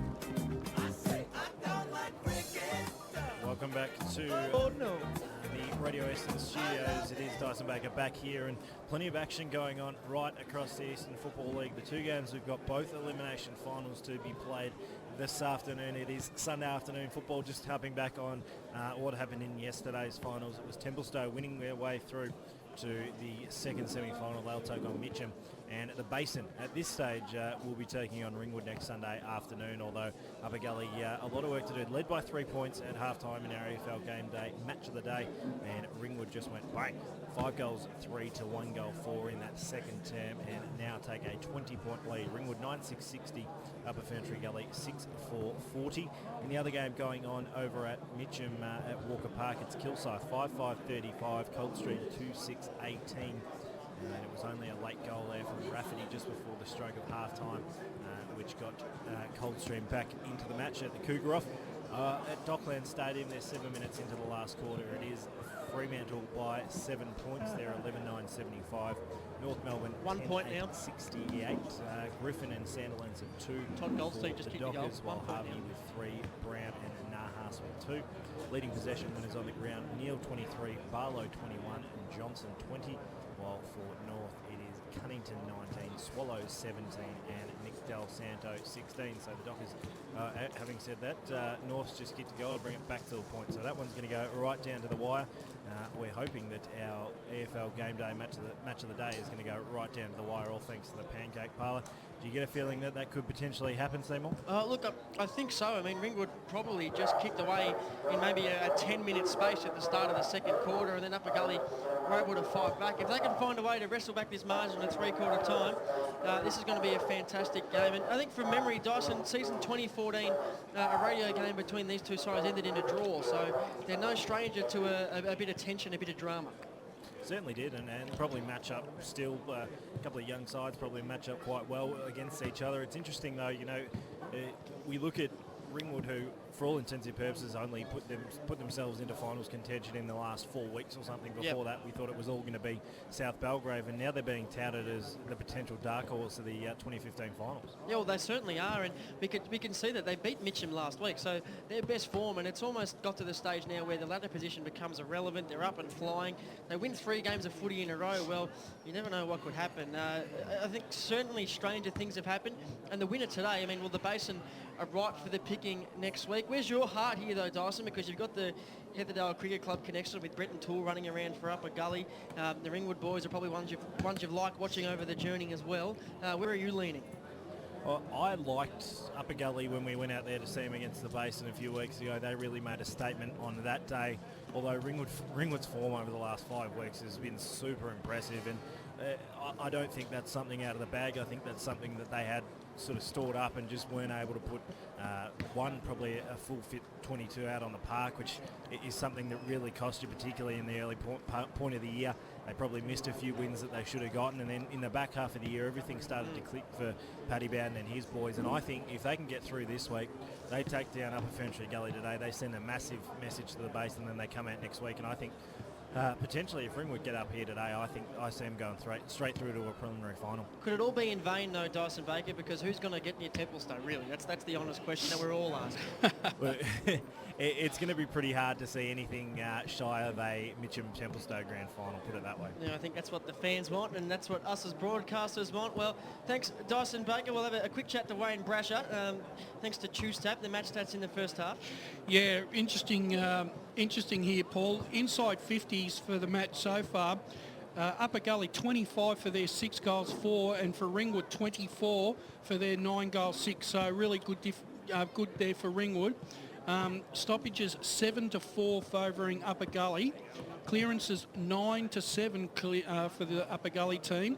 Hit-outs, this is the big differential, 20 to Ringwood, 9 to Upper Gully, and turnovers 11 to Upper Gully, 9 to Ringwood. So really, Paul, Ringwood are really have taken control of the midfield through Powell. I think their run and spread is causing real headache for Upper Gully. I'm really surprised about the way Upper Gully are playing, because they should be able to play a game style because of the ground that they play on. Kings Park is an absolutely huge game. I don't think the ground's playing too much of a role. No, it's not. But I just think that the decision making of the Ringwood Footy Club is why they're 20 points up. Exactly, and the fact that Ringwood are probably prepared to roll the dice a little bit more. They're taking a few more chances, and it's coming off. But also, Paul, the delivery into the forward line, Ringwood's delivery into the forward line has more purpose. It's quicker. It's got more purpose, and they're hitting their targets. And really, 15 scoring shots out of 24, and the way that they're kicking for goal is impressive. I think Upper Ferntree Gully have got a very reactive game style at the moment. They're hoping to capitalise on mistakes, but Ringwood are persistent and are getting the ball forward with such pace that it's actually putting Upper Ferntree Gully on the back foot. So their game plan to rebound off half-back's been negated by their own inability to stop Ringwood getting forward at that pace. Jared Waite just put one through for North Melbourne. 13 minutes to go in the final term. The Kangaroos lead 80-75 under the lid there at Etihad Stadium. So we'll keep a lid on it for the Kangaroos. No, forget the Kangaroos. They haven't amounted to nothing in almost 100 years. Exactly, mate. And it's not going to happen this year. But the thing is, a long season as well. But the thing is, though, I think a stat in that quarter was the fact that the inside 50s was 13 to Ringwood for 4 goals, where Upper Gully went inside their 50 for 10 times for 1 goal. I mean, and the thing is, their delivery into the forward line just was abysmal. I think both sides are defending well because they're defending in numbers, which mean making it hard for sides to manufacture shots on goal. Deep inside forward 50, we've seen Ringwood's best work happen 40 to 60 metres out, leading up at the football rather than getting sucked in, bombing it long where the masses and masses of Upper FERNTREE Gully defenders are. So that's what I mean by the Ringwood Footy Club just making smarter decisions and playing smarter football at the moment. And that's probably why they're in front. We've seen 3-4 set shot goals from outside 50 and the margin is 20 points. But go on, Davis. This game reminds me a little bit of the game I saw between Mitcham and Upper FERNTREE Gully not 2 weeks ago out at Walker Park. Very much the same type of game style from Upper FERNTREE Gully. They really did start well, but their decision-making sort of dropped off in the second half, especially against Mitcham. Mitcham just had the depth in the forward line, and this is playing out very much the same way. They had the run through the forward line, but then once they get into their forward 50, it just stops. Ringwood's defensive work is just too good. As you said, Rash, they've got the numbers back, but they not only have the numbers back, they have the numbers and the people in the exact positions that Upper FERNTREE Gully is going for. So they're almost becoming too predictable trying to go for one thing, whereas Ringwood spread in their forward 50, and then B, when they actually do spread, they've got so many numbers Upper FERNTREE Gully can't keep up. So that's their problem. They need the numbers firstly, but they need to have the numbers in the right positions. They don't have it yet. Upper Gully need to get some of their key playmakers into the game. Risley's only touched the ball 3 times. Hickleton probably twice. Petrarca once. I mean, Dean Grice probably a couple of times only. So that's 4 key playmakers that have between them have had less than 15 possessions. Not good enough at this. Not good enough at this level. Gricey's had an interesting season. I know there's probably a lot of not wanting to put the blokes who are actually dominating games of football in their best every week, but he doesn't. He used to take games by the scruff of the neck at Baronia and almost win games off his own boot. Win league best and fairest. He dominate games of football from the midfield. I think he's had a very quiet season at Upper FERNTREE Gully. Yeah, he has. Hasn't yet found his feet. But he's been injured for a lot of the time, Paul. This is the issue. They took, obviously... He has, but he's been injured last season at Barona, the other season when he came back from I know, but he did his knee. He came straight back into the senior side and he dominated. Yeah, I understand that, but the thing is, he probably hasn't... They've probably brought him in because they realise he's a quality player, and they've gone on his previous finals performance, and you've got to give him his due. He has done the job in the past, but whether at the moment he's got the match conditioning, that's where when you haven't played those continuous games, and right throughout the season, you might not have the leg speed because when you play finals, the intensity rises by at least. What he's always done is work hard, and he's certainly worked hard today, just not getting the results in terms of disposals. His courage to run hard has always been unquestioned, and that's what he probably conditioning comes into it. He hasn't been able to run himself in open space. He's been taken on physically, and I don't think he enjoys that as much as he's got the courage to take a bump. He also has a lot of courage to run. A fit Dean Grice is actually. A fit Dean Grice, when he was playing at Baronia, was playing in the midfield, front and square. He was also the best footballer in the competition. That's right. But at the moment, obviously, he can't play at the level that he wants to play because he's been out. No, hard to question that. You're listening to the halftime show brought to you by Pie Shed. A quick ad break, back to Dyson Baker in the studios for a recap of what's going on at Walker Park, and then when we come back here to Central Reserve, all the action in the second half. It's currently Upper FERNTREE Gully leading by 20 points. Ringwood leading by 20 points over Upper FERNTREE Gully, rather. Listening 98.1 FM Radio East. It's difficult to see through a dirty window, but once you clean it, you can clearly see the view. Tobin Brothers Funerals is just like a clean window. Its easy-to-use website and Memory Maker app are so transparent, you don't need to clear the cobwebs to find the information you need. It's all there for you to see and make an informed decision when planning a loved one's funeral. Download Tobin Brothers Memory Maker app today. It's free from iTunes and Google Play. Or find out more at tobinbrothers.com.au. Tobin Brothers Funerals, celebrating lives. Program sponsor. Hey man, it's crunch time. is it? Footy speak? Nah, man, it's crunch time at Pancake Parlour with the salted caramel crunch. Yeah, house-made warm salted caramel sauce and roasted almonds on 2 buttermilk pancakes topped with vanilla ice cream. Yeah, man, it's crunch time at the G, and then it's crunch time at Pancake Parlour. So this is footy speak then. I'm just saying, man, like the salted caramel crunch would be great to have after a day at the footy. Pancake Parlour open 24 hours, High Point, Malvern and Doncaster East. Lovely. Program sponsor.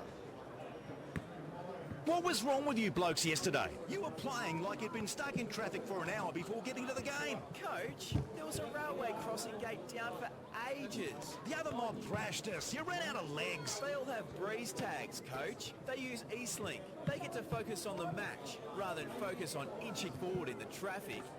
Get a breeze tag and use Eastlink, the quickest way to get around Melbourne's East. Arrive fresher, play better. Eastlink, it's time better spent. Program sponsor. Welcome back to the Radio Eastern Studios. Just about to join the boys for the start of the second half out at Central Reserve. It's currently Ringwood by 20 points. And the other game going on at Walker Park in Mitcham.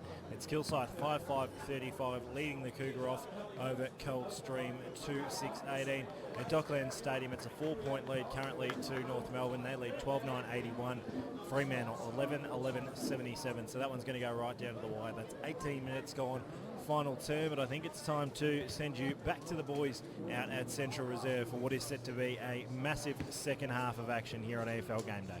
Thank you very much, Dyson Baker. Both sides just re-entering the playing arena. Dean Burnell, Premiership coach at South Brigade, he knows what it takes to get a side to Grand Final Day and to salute on Grand Final Day. You've just been in the upper gully rooms, Dino, and you likened it to a morgue. That someone's puppy's been run over, or not a lot of smiles, a few bottom lips on the ground. They're only down by 20 points. Yeah, I was really shocked. You know, even the senior players. You know, obviously when you coach, you look to your senior players to, you know, to lift the side and to get some sort of reaction. And yeah, it was pretty quiet. I was in there for about 5 minutes and not a lot was said. They were pretty down. What would you say though to them? Well, it's not for me to say. No, there's a special comments you can chip in. Oh, well, look, what would you say? Well, you know, you either do something about it or you start opening the cans of beer now because your year's going to be over in about an hour if you don't do something about it. And, well, I reckon the year could be over within the next 10 minutes if they don't pull their finger out. Yeah, I agree, but, you know, they didn't finish fourth. You finished fourth for a reason, so, they've earned the right. And I just think if they have a dip and actually play the style that they want to play, they can play really well. I think it's good enough. We made the point in the halftime show, the blocks that haven't touched the footy for them, Risley, Petrarca, Hickleton, I mean, they're Upper FERNTREE Gully, that's their real nucleus of players that have won them games all season. I mean, Matty Petrarca has been almost the best small forward in Division 3, and he's had one possession. So I think that's a big positive. I don't think they can get much worse in terms of the output from those blokes. So there's only one way to go. Yeah, look, you can go a couple of ways as a coach. You can absolutely rip into them and pull 3 or 4 guys out the front and actually make a bit of a statement to say, well, you know, it really rests on our best players. And I always like to be harder on my better players because they're the ones that can handle it. So, you know, maybe a really good spray wouldn't have gone astray at half time. But again, like, you know, I didn't hear the coach speak, so I sort of left before that, but like I said, it was pretty quiet. So, yeah, well, but Dean, it's a real balancing act now with the way coaches have got to attack that, talk to their players. Gavin Casey? For sure. So Calvert will do the rucking for Upper FERNTREE Gully against Power. Power wins the tap forward, punches it 5 metres, but at ground level it's Hards who gets taken in the tackle. And it was Risley, good start from him. Well, Risley, yep, and nicely tackled by Patrick Burmeister, who's had a great second quarter, got involved in some of their goals as Ringwood try to dive in through Tim Burmeister. But it's Risley again, capturing the ball, gets it forward onto Lee. Lee hands it out the back, on the wing to Hards. Hards takes on the tackler, has to throw it away. Yeah, great tackle, Burmeister. And it's Patrick Burmeister physically getting involved, and he's got some pace also, so multi-dimensional player. Patrick Burmeister just puts it in front of the centre. Forward is going up. Farmer's had the sun in his eyes, and he couldn't put the 2 arms up when he's shooting. And it's at the back of the pack, picked up by Davis at centre forward, misses to the left, and that is crucial. How do you find the footy there and just pick it up and run 20 metres into the clear? So the lead stretches out to 21. Luckily enough, Upper FERNTREE Gully still in this contest. If they can get themselves over the ball and break a few tackles, they might get in this game. So the kick goes from full back, an uncontested mark, nicely taken by Calvert. Calvert's kick is smothered, so it's a turnover quickly taken. It's the third time he's done it. Another smother, so kept in the area nicely there by Whiteman. As the ball finally goes forward to the pack. Here goes Ringwood, 40 metres out. A hotly contested ball. Hickleton gets onto it, takes the tackler on, hands it out to a teammate in Tapscott. Tapscott centres it, dangerous, one-on-one battle. They've set up well here, I think, Upper Gully. League has to come into the tackle on Grierson. Grierson drops it into the tackle, and now coming in to do a tackle was Marr. The umpire getting involved. Too physical, and he allows Blythe to take the free kick. So Blythe hands it into the centre. Chain of handballs will get them running now through Burmeister. Burmeister loads up a long kick in the pocket, dropping back with the flight of the ball. Nicely done for the Redbacks. And they'll have their first shot on the board through Declan Hill is yet to get a goal. And he's now lining up for his first from 45 degrees out. 45-degree angle, 30 metres out. It's quickly crossed down boundary side, thanks to LifeCare. Danny Joyce. We were talking about Dean Grice at the halftime show. He was 5 or 10 metres off that contest on the far wing, just as a little aside. So Hill did put an early nail in the coffin, and that's what we're talking about, Brash. If Ringwood could get off to a start, they might push ahead to a match-winning break. It's a 27-point lead early in this third term as Hill gets on the board. So it's now 10-7, 67. Ringwood leading on the Bendigo Bank scoreboard. Upper Frenchy Gully 6-4-40. Isn't that around the grounds, thanks to the local Burger Co boys. Adam Dale must have had a fair spray at the Coldstream boys because they've kicked the first two. One to Justin Roberts and one to Cesare. Margin back to 5 points, still in favour of Kilsyth. Dean Grice straight off the ground after that goal. So comes out towards Davis, knocked it on. Upper Ferntree Gully, they need a lift from somewhere. The kick goes up towards the Tool direction. At the fall, the ball was trapped nicely there by Marr. Broke the tackle, got the handball out wide there looking for Murray. He paddled it in front of him, he picked it up. Handball back to Hickleton, in a little bit of trouble and eventually sidesteps over the boundary line and out of bounds. He certainly knew where to... He wasn't going to stay in play, was he, Hickleton, then? Such a great player. They get the 50-50 at least for this boundary throw-in. 18 goals for the season. Kick smothered. Calvert surely should have got the free kick there. Scooped upon there by Risley on the right boot. Swings it out towards centre half forward. Playing in front there, I think it's Begley that's gone down. As who's certainly got a lot of the football. Burmeister, a little shove in the back, picked the ball up in the end and won himself a free kick. So he'll... consider himself quite lucky for that one. Why wouldn't you put Begley up forward? He was absolutely on fire in the first half down back. Grierson takes the mark on the left boot now, kicks it up towards the half-forward line. It was a strong lead and a brilliant mark there by Declan Hill, who kicked the last goal in this game. 27 points the lead for Ringwood on the Bendigo Bank scoreboard. 4.5 minutes into the third term, the premiership quarter, he kicks it towards a sea of Kings. It comes down Galley. Handball backwards. No, it's not. I was hoping you would help me out there as the kick comes out towards Silver. It's an empire. Well, don't bag me till you've got the answer is what I probably should have said. Tapscott on the left boot. Kicks it out towards Hickleton. They'll link up okay here, the Kings. Short passes on. They've got to be cleaner in their disposal. It was hard work there for Houston. Goes after it again. Little handball over the top. Looking for Hards, who ducked into the tackle and almost paid to Headland, who goes after it again with Hards and will have a bounce. You can see the difference. How easy Ringwood got the ball up forward. A couple of kicks, but Upper Ferntree Gully drop marks, miss passes. They're doing things the hard way, the Kings. Hickleton over the top. Kick goes forward now for Ringwood. Can Farmer pluck one down, but at the back of the pack, the mark's been taken by Tapscott. On the left boot now, drives it out towards the Begley direction. We'll go to Dyson shortly as Aegis picks the ball up, swings around now on the right boot, sends it forward. Jordan offs the target, beats him. And Upper Ferntree Gully, they're still mucking around with it inside the defensive arc, but they've got the numbers. Swinging kick out wide, diving down there was Blythe. Couldn't quite pull the mark down, and now through the arms of Grice, the Kings will go forward. Thumping kick inside forward 50. Well done. Was looking for Godfrey over the back there. Can somehow Murray create some magic? He gets boot to ball, swings around, but he was under a lot of pressure and out of bounds. On the full it goes, so it'll be Ringwood to bring it back. Let's go around the grounds. Thanks to the local burger company, Dyson Baker. massive start to the second half for Coldstream. Cesare has 3 in 3 minutes. I haven't got an initial in front of that. Coldstream out to a 7-point lead. They've kicked 4 in 5 minutes and starting to dominate this second half. So back here at Central Reserve, Glen Waverley, it's Ringwood holding a very comfortable 27-point lead just in terms of the game, and they're controlling the ball on the outer side, on the Springvale Road side. So from full back to half back, they go to the wing. Jordanoff drops the mark but gets the hand pass onto a teammate in Brown. Brown takes on the tackler, but he's no prior opportunity, said the umpire, and Silver's not happy with that decision, but the umpire will take control of the game. Half forward for Ringwood. Big period this. Upper Gully, no two ways about it. They need the next goal. Tap one down, no clear possession yet.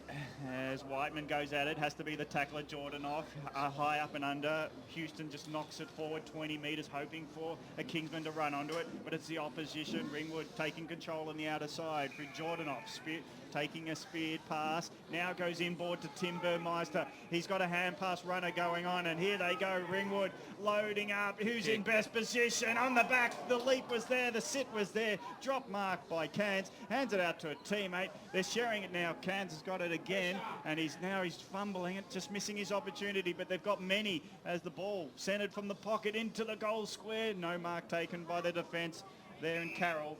And the drop mark means that we're all up 15 metres out from the goals of Ringwood, who are going to the Frenchy Gully Road end. Wayne Brasher, thanks to Choose Tap. Yeah, the one stat that counts in this quarter, inside 50s, 7-2, favouring Ringwood. Clearing kick from Upper Frenchy Gully, gets it outside the 50, only temporarily. Holding the back, is it? Ooh. Holding the ball, that's a hot decision, and Upper Frenchy Gully get a chance to rebound. Grice takes the mark, he's all class, he switches the ball out wide, and this is now a genuine chance for the Kings. Whiteman, hasn't he had a good game?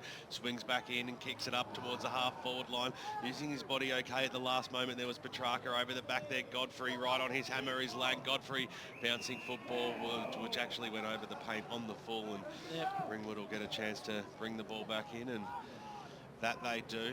Tim Burmeister having a fantastic afternoon. It's it to Michael Grierson. Short passes on and was low to Patrick Burmeister, who's also had a lot of the football. Right in front of us here on the grandstand side, 98.1 Radio Eastern. 27-point lead here to Ringwood. What a roll they've been on over the last few months of football. Mark's been taken in the middle there by Wack. Back to Burmeister. On the right boot now, he's barely wasted a possession as Daniel Jordanoff takes the mark. Centre wing, he's kicked 2 goals this afternoon. Sends the ball up towards the Farmer direction. Gully got the knockdown, that was okay. Hards came in, handball. He copped it a little bit too high, but Tapscott had the poise to take the advantage in the middle of the ground. Culver got the handball to Grice, who had to break a Burmeister tackle. Umpire said play on. It's right in the guts out here at Central Reserve. Strong tackle by Daniel Jordanoff, and will have a bounce. Ringwood jumpers absolutely everywhere as well. It's about a 2-on-6 in favour of the Redbacks. So good work by Grice, I suppose, in the end to make sure there was a stoppage. So somehow getting a handball out there was DePrew. Stacks on the mill. I says play on. Mars in there. He can't get away from the David Headland tackle, who certainly goes hard at the football. There's no doubt about that. FERNTREE Gully searching hard for a goal. What can come of this stoppage? Won by Ringwood this time. Kick goes in towards the middle. 2-on-1 situation. In the end, Hill swung around on the left boot. It was a clever pass using the opposite as well, and they've got the spare runner out wide in Stephen Brown, who kicked a goal in the first term. He'd love one in the third. He keeps it low and he keeps it straight. That's his second, and a fantastic bit of play there by the Ringwood Football Club. We'll call that the Pancake Parlour play of the day thus far, and the lead stretched out now to 33 points, Seymour. The foot skills are a real difference as well. I mean, Burmeister, Hill, all hitting targets as they move the ball through the middle of the ground. Upper FERNTREE Gully can't touch it. It's almost like the games are keeping off. But when Upper FERNTREE Gully get the footy, it's missed kicks, it's shanks, it's drop marks, it's basic skill errors, which are proving very, very costly. Yes, they're chasing the game, and they're chasing their opponents often, and it's a very tiring game for Upper FERNTREE Gully. as Culver just mistimes his jump, allows Power just to punch it forward, but the pack comes in just to hold the ball up back in the centre circle. Toole couldn't win the hard ball. He goes in again. He's done nicely. Finally hands it off to a teammate. They're trying to spread it now to the left wing. Grandsad side. It's picked up by Carroll. Carroll does get a good hand pass, and through the work of Marta go into the forward line, but 2v1 with the dropping back mark taken by Greg, helping out his defence, and this is where they spread it beautifully. They've got men all on their own. DePrue's one of them. He switches it to the outer side. Wack will run onto it. He's only got one chasing him, and he's got the help of a teammate.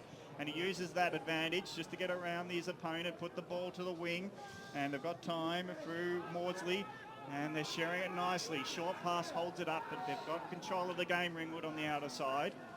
Time to look at options. Short pass finally goes forward, and here you go, Ringwood inside 50 again. The Flyers will go at it. Hill, 1-2 chances, no, but the defence comes in, and at ground level, quickly kicked out. It's mark not taken by Petrarca, but he's got onto the ball again, and he centres it to centre half forward, and Dirkson's on the run, 50 metres out. He'll just go long as he can, and it's a goal! Talk about needed. Is that the inspiration the Gully men need to get back in this game? 7 goals, 4-46. They trail Ringwood 11-7-73. Funny, Petrarca was actually coming off when he got on. Yeah, and they turned it over down in their back half, and out it come, and there he was. Jeez, he moves well for a big man, Dirksen. I mean, you drop 8 to 10 kegs off a bloke like that, he becomes a real smooth moving centre half forward.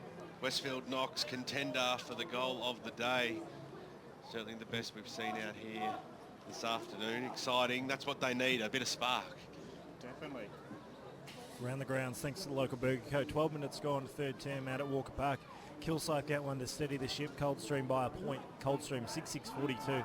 Kilsyth 6-5-41. And from Docklands, North have made it 7 wins on the trot. 14-10-94. They defeated Fremantle 12-11-83. Well, Ringwood got the clearance. This is Tapscott sending it out wide to the Hickleton direction. Had to paddle a lot up to his advantage. Took his opponent on, got the handball away. Little dance there by Carroll. Swung out of the tackle, but they've still got the numbers. Here's Hardsey running into trouble there. But backwards to Grice. Well, they need to just sort this out here as the mark's been taken by Tapscott, who certainly had a fair bit of the football as well. He's got Silver all by himself. This is more composure though, isn't it, BWS? Yeah, well, they just need to gain distance in the end. It's up to Risley on the right boot now. He wants to thump it. Hickleton made a little bit of space. He waited for the ball. He had that advantage. Little look-away handball there by Dirksen. Found Hickleton, who'll go back towards the Dirksen direction. Trying to trap it there was Wack. Got rid of the football. Headland goes in. Knocked it out. They had the numbers there for the quick kick away, and here's Patrick Burmeister linking up well, and now the Redbacks can move up towards the wing position. They bounces the ball away from Matthews with Hards right on the hammer, and sorry, that would have been Jack Carroll. Yeah, he's a good player so far this quarter, Carroll. Wayne Brasher, thanks to choose that match stats. Yeah, inside 50s, Ringwood 10, Upper Gully 6, stoppages 3 to zip, Upper Gully, centre clearances 2 to 1 favouring Upper Gully, turnovers 1 to Upper Gully, 1 to Ringwood. Well, a spearing taunt there by Grice landed in the arms of Jared Dirksen, who pulled down a good mark, and he starting his approach. It looks like he'll go back and try and kick this. He's a big boy.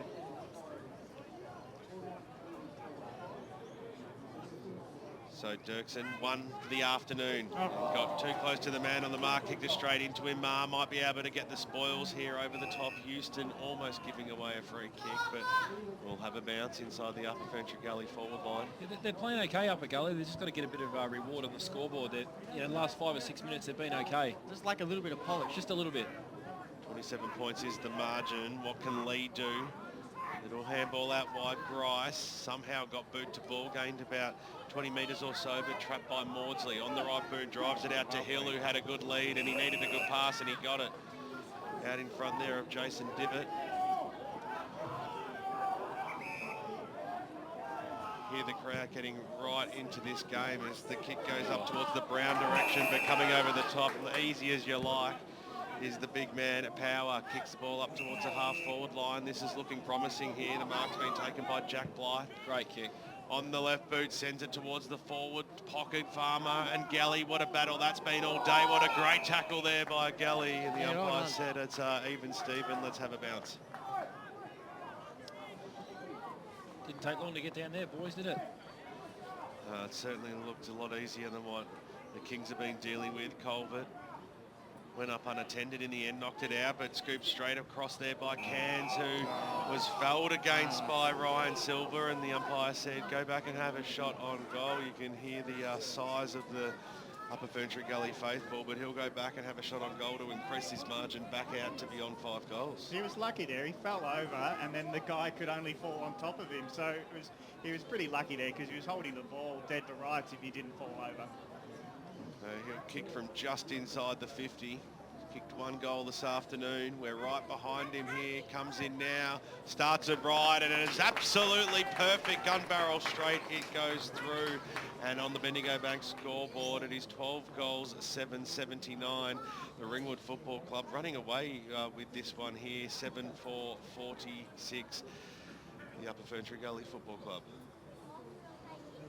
Yeah, you talk about how the smooth passing really just was the difference, isn't it, there, Dean? Oh, absolutely. They're moving the ball really well, but they're really confident with each other. And I don't think they really care who they kick it to. They're just turning and going and hitting the targets, and they're looking pretty smooth. What should the Kings do? What can they do to change this up? They put Tate Hickleton on the wing. So back in the middle, it's Ringwood winning the clearance. Jordan off, who actually got involved, gets a kick to the forward line. Tim Burmeister grabs it, and from centre forward, he gets it inside 50, one-on-one competition. Farmer goes to swing after the contest. That was interesting. He doesn't like Gully being right on him, but the ball moves on, and Upper FERNTREE Gully just kick it across field and finally goes out of bounds 60 metres out. There's some tension in that little battle. They're physically grappling. And Farmer hasn't had a great day since quarter time, you'd say. Farmer hasn't been really on the move a lot. I know he's moved a fair bit around, but he's let his opponent actually grapple with him. So on the outer side, half forward, Ringwood forward of the centre, handed back from the pack to Tim Burmeister. Gets a quick kick forward, well trapped, and now the handball out. And they're sharing it nicely, but it's been robbed. And it's Upper Gully from half back to centre forward, go through to Murray. Murray drops the mark, has to become the tackler at ground level. Greg picks it up. Goes the outer wing, hoping for Headland to run onto it, but he's beaten to it by Petrarca, who hasn't had much of it, and he finally gets tackled by Matthews, and it's a ball up outer side of Central Reserve Glen Waverley. That's just in front of the Bendigo Bank scoreboard. Ringwood 12-7-79, leading by 33 points. It's Upper FERNTREE Gully at 7-4-46. Approaching time on in the third term of this elimination final. All to play for. Needs some inspiration, but free kick goes to Ringwood, and the quick to play on through Tim Burmeister gets it long. He's got power, he's got the height, he's got the reach, he's got one tap, grabs it in with the second. One arm available, but that was enough as Power takes it 15 metres out directly in front. And he's probably now contending for some high votes, I would say. He's been real good. He's quite a smooth mover. Takes marks, he impacts games, he can ruck all day. He did a great job against Higginson from Mitcham last week by all accounts. So he's about 20 centimetres taller than the next player on the field, and he puts it to the post. I was going to say he was going to put it through the middle, but he rocks the right-hand goal post for a minor score. The thing with the Redbacks is that they don't really have a clear best on ground. I think they don't even have a clear 4 or 5 players who are dominating. They've got an even spread from about 15 to 16 really core players who are just doing the job on their opponents and winning the footy when they have to. So it's not as simple for Upper Gully as shutting 1 or 2 blokes down. Well, the kick from Silver almost went straight down the throat. A Farmer picked up by Davis, who scoots out wide. That's okay. Levovkin, he kicks it to the top of the goal square. Power, he's almost the biggest man again. Boot to ball there by Declan Hill. It was smothered. Another go, a snap around the body there by Stephen Brown as he put it through. What an absolute ripper that one is. That's his third. And on the Bendigo Bank scoreboard, 13 now for the Ringwood Football Club, and it's almost game over out here. Yeah, his second goal for the term, and both been at real crucial times too. Just when you think that if Upper Gully need to get the next one, it's almost fat lady time here at Waverley Reserve. Wayne Brasher, choose tap, match stats. Yeah, inside 50s, Ringwood 14-8 in this quarter for 4 goals to 1. Stoppages 3 to Upper Gully, nothing to Ringwood so far. Clearances 2 apiece. Hit-outs 8 to Ringwood, none to Upper Gully. Turnovers 2 apiece. The Kings are relying on inspiration, whilst Ringwood are working hard, and they get in the open. They're deadly, as Brown has shown twice this quarter. Continuing to work hard is Toole. He's a tough nut, but he has to hand it over to the The field umpire will have a second go at a ball up in the centre of the ground. Power's too tall, gets good position, taps it down, and here's the spread. They just get in each other's way there. Tim Burmeister takes it out of the hands of his brother, and now the spread comes from the turnover. Drop mark by Petrarca, but he's got plenty of time and space to work it towards Begley, who's been moved to centre forward. On the bounce, he grabs it, tries to hand pass it to his teammate in Hards, and Hards can only sort of push his opponent away and see it over the line, 40 metres around from their goals as they try to close the gap. Around the ground, thanks to the local Burger Co. Gav, Pisani's kicked one, Sherlock's kicked one, Kilsyth back out to a 12-point lead. It's about 23-24 minutes gone, third term. Sounds like a great game there for Division 4 football. But in Division 3, it's Tapscott who's got it at half forward as the clearing kick. Definitely one of the King's best. So Tapscott will go into the corridor. He's got hopefully a couple options. Pack fly at it. Who's going to grab it for ground level? It's now got to Risley. Drops the ball in the tackle. And now Hards picks it up. Bryce Hards from 40 metres around. Just puts it through the middle. Much needed. Upper FERNTREE Gully. 8-4-52. 2 goals to Hards. And Ringwood a 13-8. 84, so what's that, a 38-point lead late in this third term. Real lucky, a bit fortuitous. Risley tried to get rid of a tackle, dropped the football, but the thing that's getting me, Dino, is Upper FERNTREE Gully have no space inside forward 50. They're all jammed, packed in there like sardines, 34. Players from both sides. Down the other end of the ground, there's acreage. There's Ringwood forwards lying down, grazing in the forward pocket. That's how much space there is down there. The scoreboard is not as quick when it's not digital. It sort of makes you work, doesn't it, BWS? It certainly does, mate. Ball comes up, Power, little handball out wide, might work out okay here. Blythe came through, got boot to ball, and up and under kick, but has travelled the required distance, almost pulled in there by Brown, who's kicked 3 goals. Silver on the bottom of the pack, almost copped one high from Luke Davis, but I said it was okay. He's a classy player, Brown, isn't he? He doesn't need many chances. Not wrong. Godfrey got the knockout. That's okay. Blythe once again swings around on the left boot, but he didn't really look before he kicked it. Mark taken by Tapscott on the left boot. Goes the most direct way, and it's a good kick too because Lee had a little bit of space. He gave the old fend off and then banged it on his boot inside forward 50. The kick goes towards the Dirksen direction, picked up there by Aegis. He paddled it to his teammates' advantage there in Greg. On the left boot now, gets it out of the danger zone. It was a good kick too because Levodkin was out there on the right boot. They're not hitting the targets, but the bounces are favourable at the moment now for the Redbacks, who kick up towards the half-forward line. Jordanov has to fly from behind. He almost pulled it down, won the possession in the end. Handball over the top there towards the Davis direction. He's got Lee right on his hammer. Kick off the ground in the end. It was clever. Exactly, Gab. The handball comes out to Matthews. Quickly kicked it up towards the Farmer direction, who used his body well. He was back in flight, but he took it on the chest. Kick was perfect too. Just over into the space and made him work for it. He's a big, tall left footer. The best big, tall left footer in Division 3. Sorry, Leo Matt. I'd have to agree with that. I think Farmer's a bit class above. Yeah, Leo Matt couldn't light a candle to this bloke. No. I know he's listening. Shout out to Otis. Premiership's in half forward, Leo Matt. Good bloke. 3 goals coming up for Farmer. Leans over the football and pushes it to the left. Oh, Otis would have kicked that. Yeah, he would have. You'd almost write that one down, wouldn't you? So Otis did kick 2-6 in a grand final and almost cost us, but got the medal at the end of the day. Under the bus, Lee. Under the bus. He loves the theatre of the game, that's for sure. Keeping it interesting. 35 points the margin on the Bendigo Bank scoreboard. He is texting me and he's at a wedding as well, so get back to the wedding, Lee. Not his own. No, that's coming up. His engagement party's in October, so that'll be interesting. And I think we've got to pay for our own alcohol on the day. That sounds about right. A little bit tight. Silver kicks. He's going to take his dog. Oh, he loves the pug. Silver kicks it to himself, so gets some extra distance outside defensive 50. And here go Upper Gully. They're quickly to get to half forward. Nice positioning by Murray. He bumped his opponent, took the chest mark in the back position. Now puts it into the open space. Running onto it is his teammate. Dribbles the kick accidentally, and it still goes through the middle. That was a genuine accident. It was a goal to Petrarca, his first, and he wanted to grab it, but it fell on his foot and it went through. So that's a goal to Upper FERNTREE Gully and move on to 9-4-56. They close the gap to 31 points as Ringwood are 13-9, 87. 26 minutes gone in this third term. Bendigo Bank scoreboard. Too little, too late, maybe? Oh, look, if they can get another quick one here and go in with a bit of momentum, you never know.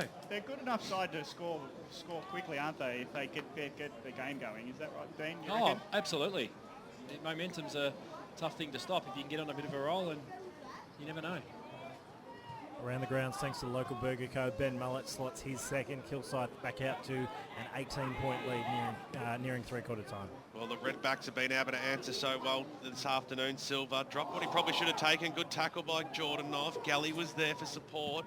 Had time. Squeezes the kick to centre-half back where Hards takes the mark. He's kicked 2 goals and he's had a good game today, Hards.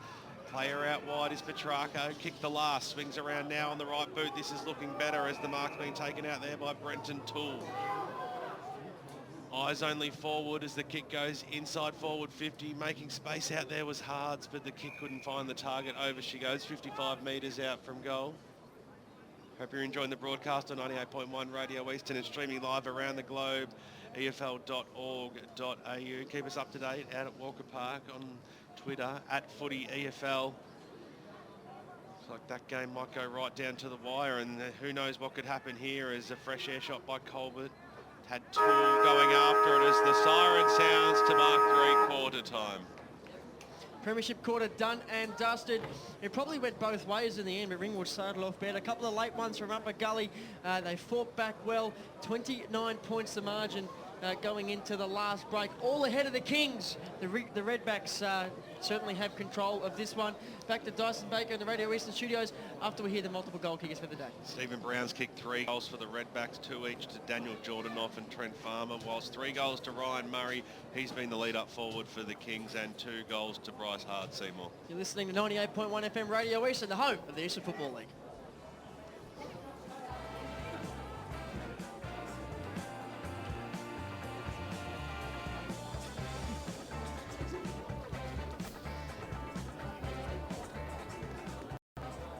It's difficult to see through a dirty window, but once you clean it, you can clearly see the view. Tobin Brothers Funerals is just like a clean window.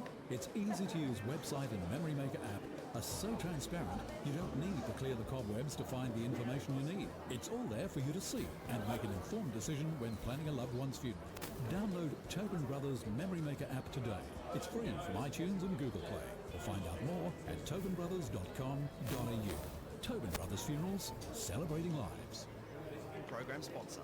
Hey man. Yeah man. Can you smell it? Smell what? It's my favourite smell in the world. Footy season. Yeah man, like you can smell the grass at the Mighty G. Yeah, and you know what else I can smell? The hot marshmallow chocolate at Pancake Parlour. They're like my favourite smells ever. Like first you head to the G and smell the grass, and then after you've chewed your guts out, head straight to Pancake Parlour and warm up with a delicious hot marshmallow chocolate. Oh, it's made with pure Belgian chocolate, seriously decadent. Oh, Pancake Parlour, open 24 hours, High Point, Malvern and Doncaster East. Lovely. Program sponsor. What was wrong with you blokes yesterday? You were playing like you'd been stuck in traffic for an hour before getting to the game. Coach, there was a railway crossing gate down for ages. The other mob thrashed us. You ran out of legs. They all have breeze tags, Coach. They use EastLink. They get to focus on the match rather than focus on inching forward in the traffic. Get a breeze tag and use EastLink, the quickest way to get around Melbourne's East. Arrive fresher, play better. EastLink, it's time better spent. Program sponsor.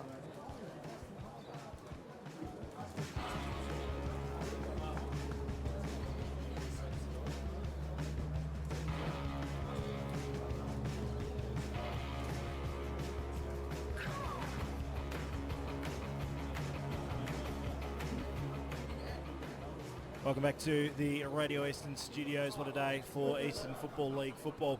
Currently 18.3 degrees outside the Croydon studios. Games going on over at Walker Park in Mitcham, and of course our EFL Gameday match of the Sunday afternoon is over at Central Reserve in Glen Waverley. Just updating you on a couple of AFL scores. As I mentioned, North Melbourne getting up for their 7th straight victory by 11 points over Fremantle.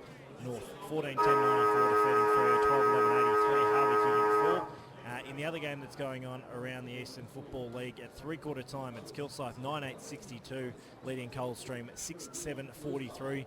The Coldstream Cougars kicked the first 4 goals of the third term, but Kilsyth responded to take a 19-point lead into the final change. Currently, it's still in the hands of Upper Gully out at Central Reserve, so that's where we might head back And boys, it looks like it's all one-way traffic for the Kings at the moment. Oh, absolutely. No, other way around, unfortunately, Dyson. The Redbacks yeah. up by 29 points.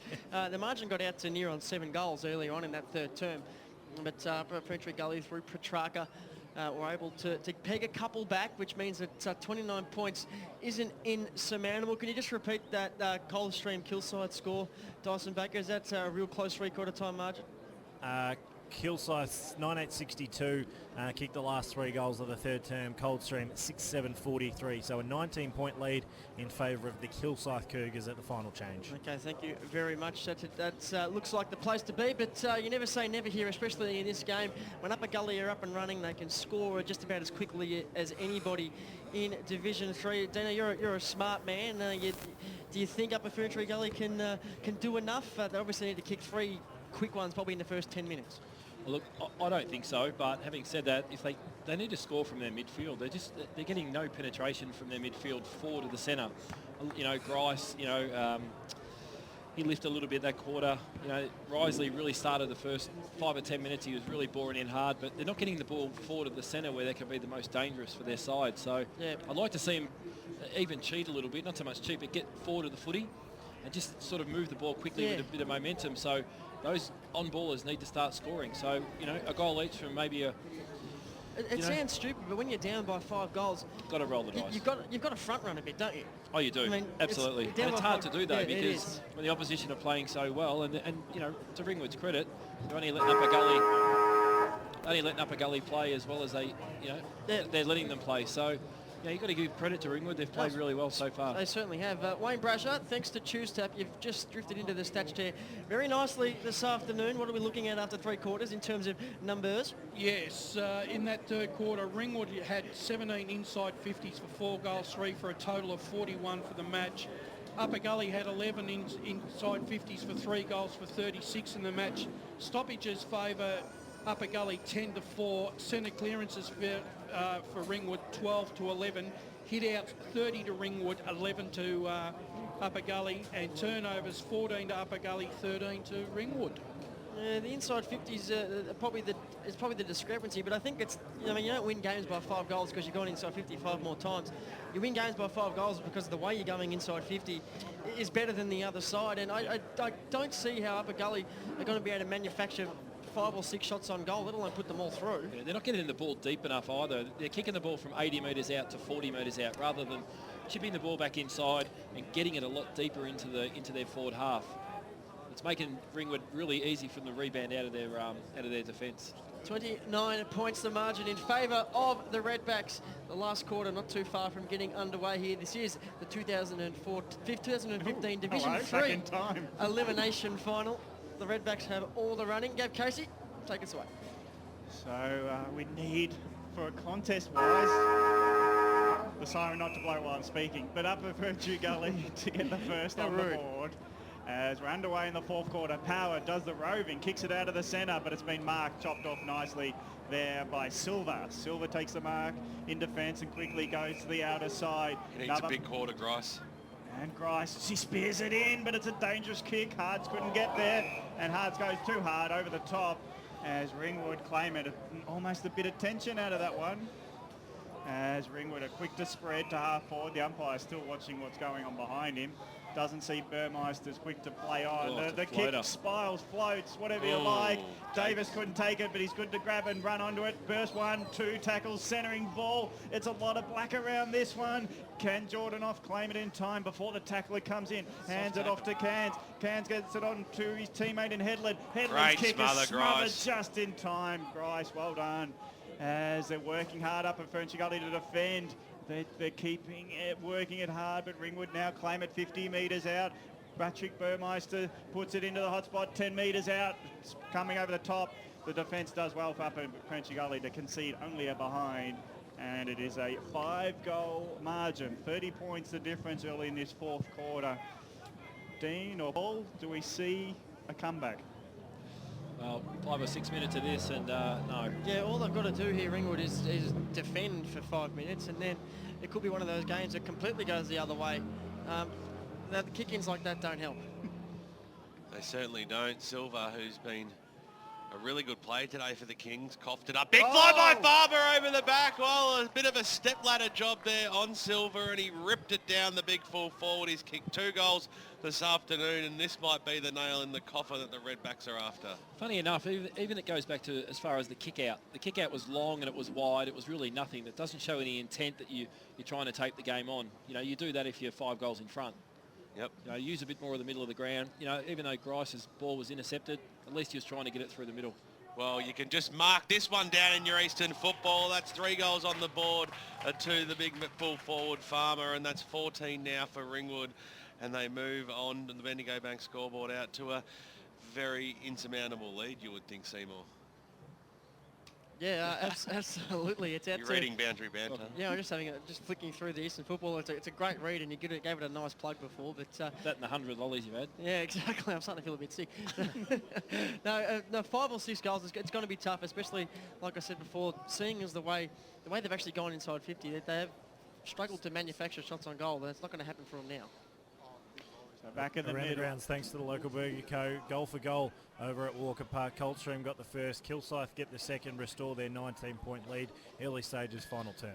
Silver claims the ball in the back line as the centre clearance was won by Ringwood. Petrarca on the outer side takes the pass, quickly gets it onto Hards, who runs to half forward, close to the boundary. He gets the ball, pops it in front of the leader. The leader got underneath it, so couldn't mark it. There was Murray, so he's had a good game, but couldn't take it that time, and they clear. A nice mark claimed by Tim Burmeister. He dropped it under a bit of pressure. Hards picks it up, hands it to Petrarca. Petrarca skirts his way backwards to centre half forward. Nicely done, as it's marked by Grice at centre half forward. Grice, now he traverses the square. At centre half forward, gets the culvert, 55 metres up. He'll load and look to get it as long as possible. Now it drops to the goal square area. No mark taken there by Murray, and the defence of Ringwood's good with power. He's running like a rover. He's playing a good game. And unattended. There's a Falcon. Love to see that. The defender of Pancake Gully was watching his opponent live and hit him in the head. So at ground level again, it's Ringwood who dominate. They're playing close to the line, trying to share it through cans. Picks it up on the outer side. Got time to compose himself and pass to Tim Burmeister on the wing in front of the scoreboard, which reads pretty reading for the Redbacks, and now they've got a short on. They seem to be able to get men open too easily. Silver was there to chop off again. He's doing that quite nicely, reading the play. He just took off from DePrew, takes the mark, kicks it short to Houston. Houston needs the run. He's encouraged to, but he gets it out wide at a grand set side. He's got Calvert, who plays from half back to half forward, tools underneath it. He's got a man right on his hammer as well, so he won't mark it, but he's at ground level. He holds it up nicely.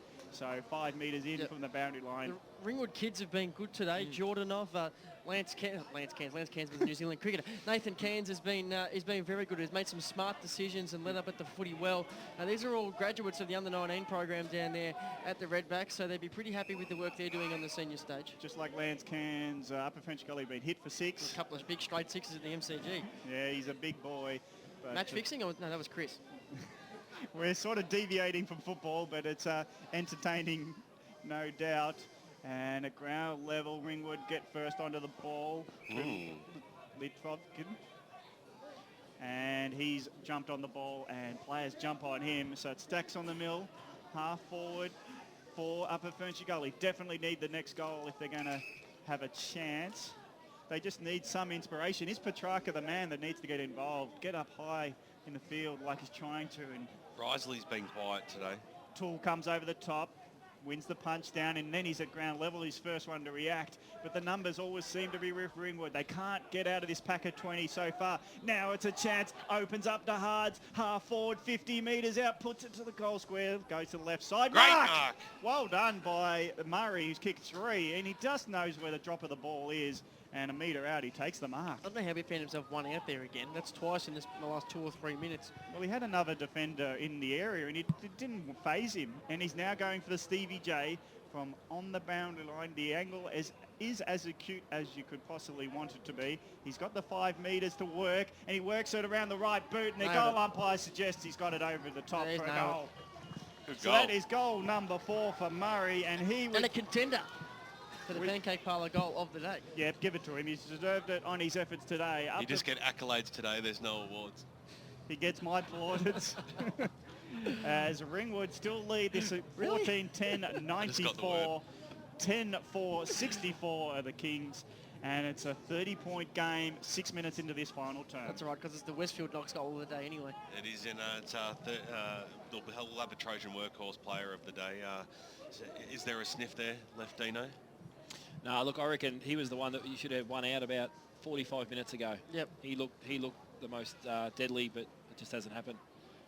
Comes out Risley, picks the ball up. He had a little bit of space Great in the kick. end. Risley, kick goes inside forward 50, looking for Begley. Took nice it, gave the don't argue. Yeah. Handball went nowhere though, and umpire comes in and is playing a free kick to Begley. Yeah, just got dealt with after he got rid of it. Real Tiggy Touchwood type business from that umpire, but they all count. It's the second time today that you've seen Risley actually get a centre clearance and be a bit more damaging forward of the centre, and 2 shots at goal.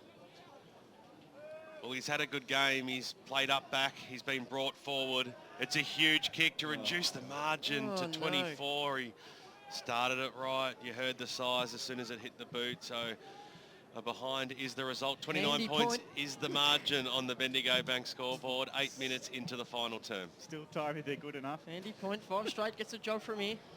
Back to defence for Begley, I reckon. As the kick out goes long, and there's power. Taking an overhead, and he just has the strength to not worry about his opponent. As he kicks it out wide, it's a wobbler, it's a worm burner, but he's got teammates working hard for him. And here's another one at half forward, as it's Matthews. I forgot his name there for a second. As Matthews gets to the Farmer, 2 grabs, nice mark. Didn't have much scrap on Gully, but he takes the mark 40 metres out. And they just have the composure just to get their passes going, and that's their edge. Hasn't had a hell of a lot of footy today, Jesse Matthews, but what he's done has been pretty hard-edged. So it's Farmer looking for goal number 4, but you'd say Gully in terms of one-on-ones, and you know how Farmer can be good. Yeah, it's maybe give it to the defender today. Has he got 1 white boot on and 1 black boot on here? Am I seeing You're things? right, you're right. Unless he's dropped 1 boot. Oh, yuck. And yes, that is hit the point post. Nearly knocked it out of the ground. He slammed it into the, and he's nearly done a Lee Matthews by the ferocity that it went into the post. So it's Silver who will take the leaving handball. It's not a free kick in that ends, but he's turned it over for his teammate. And Ringwood, they always seem to find the right positioning, and they'll load up from half forward with another pass to Farmer. Take 2, mate. You're 45 metres out from the same angle. There's another Ringwood player with 1 black boot and 1 white boot on as well, just further on. Well, you'd hope that they're the same size and they're playing a bit of funny games and swapping boots maybe. So it's very strange. I don't think I've seen that It may be before. the Ringwood colours. Yes, but it's 2 different boots. As Farmer, from 50 metres out, he's really thinking about this kick. He knows how to kick it poorly. And he's going to put in a skipping run on the left boot from 50. This one's got as much distance, but the accuracy is worse.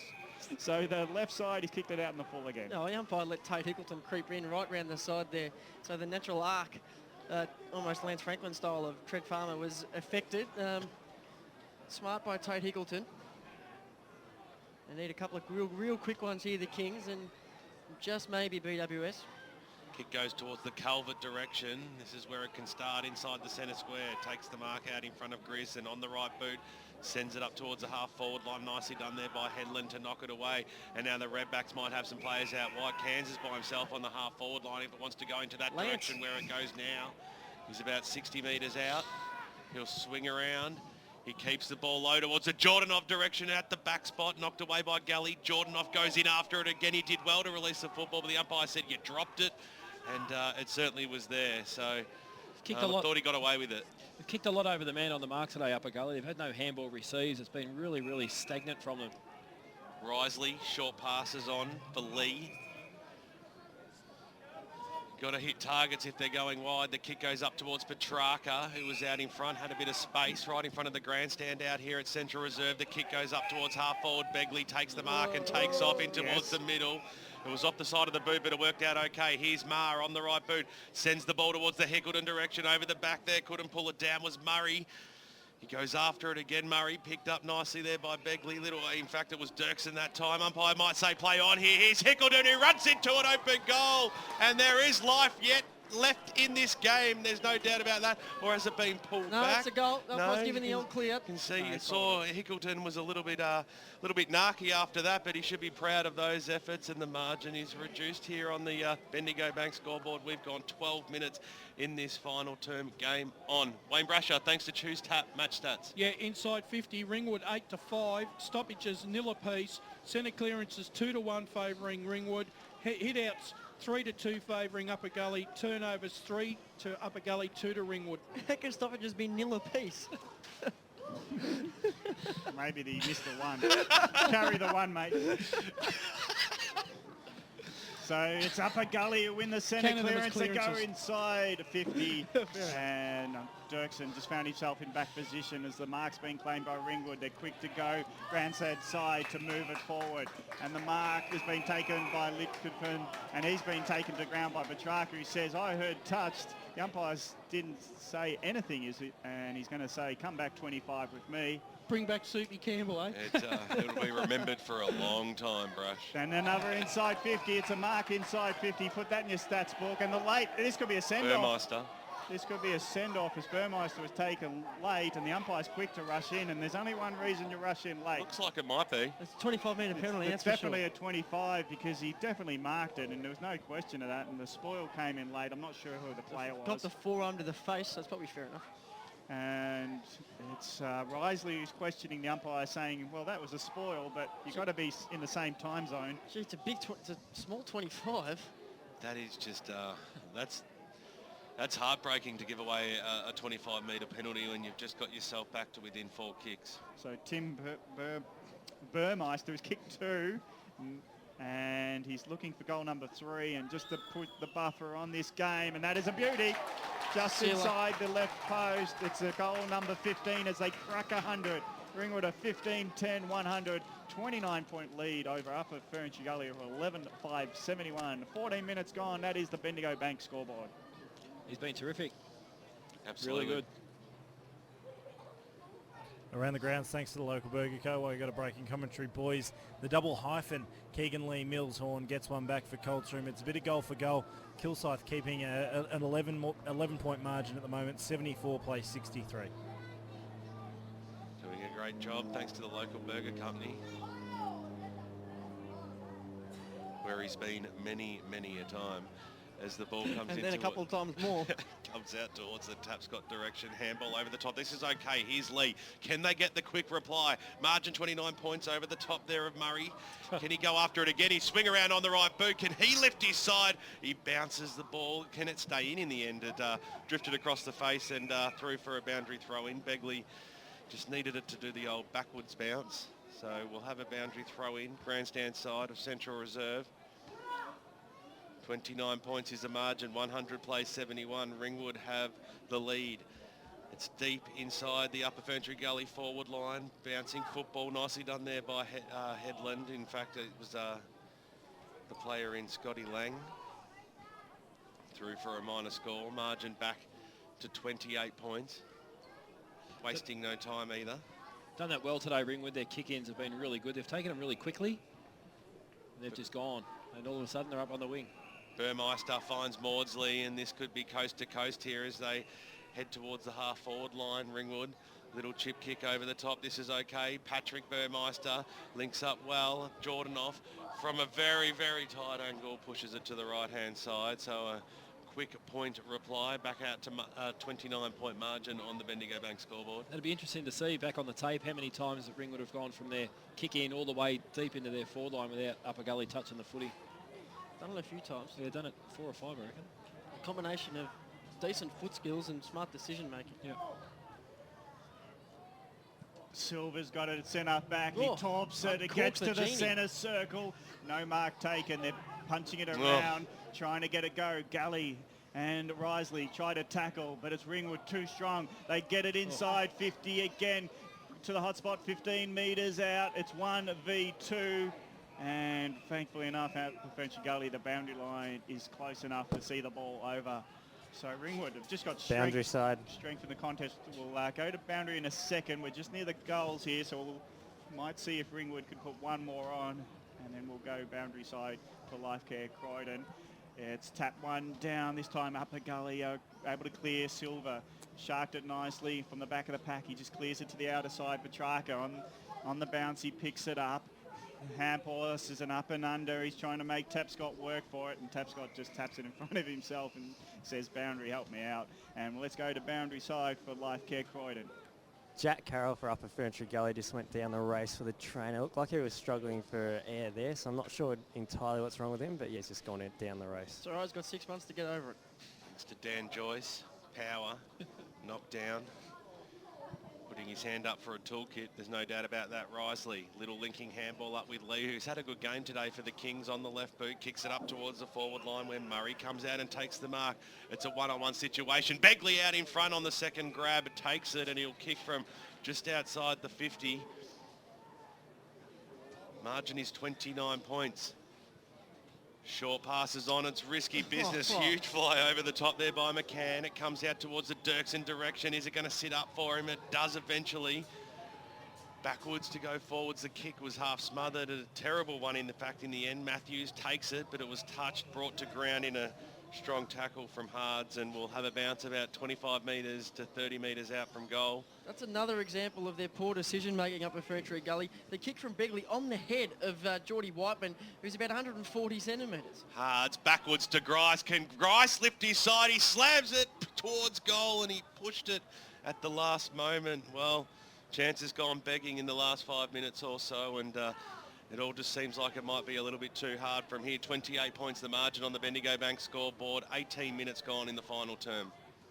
So short kick by Aegis, gets it to the pocket where Langer's got it, in the right back pocket. He looks further afield. He's got time to just work it out, and he makes the pass work. So they're going to run it out of the back line. Ringwood now going to the outer side, trying to chop in there for the mark was Divot. And at ground level again, Ringwood have got the numbers, working it backwards to Burmeister. Patrick Burmeister's got it on the outer side, goes into the half forward. Here's the battle, Farmer v Gully. Gully does come over the top, and he was called for holding the man. It's happened again, another kick in, and all of a sudden they're having a shot for goal. Upper Gully haven't touched it. Well, we know Farmer can't get the distance because when he tries, he hooks it all the way to Springvale Road. So he just puts it to 10 metres out, and he puts it to a man who shrugged everyone off and took the mark. It's to Prue. Declan Hill. Oh, sorry, Declan Hill, my mistake. Sorry about that. Declan Hill has kicked one goal. He hasn't had his best day because he's their second best goal scorer normally for this overall. Oh, he's been smooth, and he's a bit silky.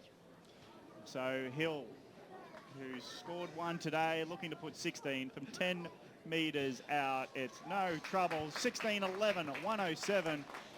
The lead gets extended out to 34 points. It's up at Ferntree Gully, 11-7, 73. One goal away from a 40-point margin. Is that a fair representation of what we've seen, Dino? Oh, absolutely. Yeah, look, it's funny. I think Upper Gully are probably a faster team with leg speed, but the way Ringwood have moved the footy, they've looked a lot quicker.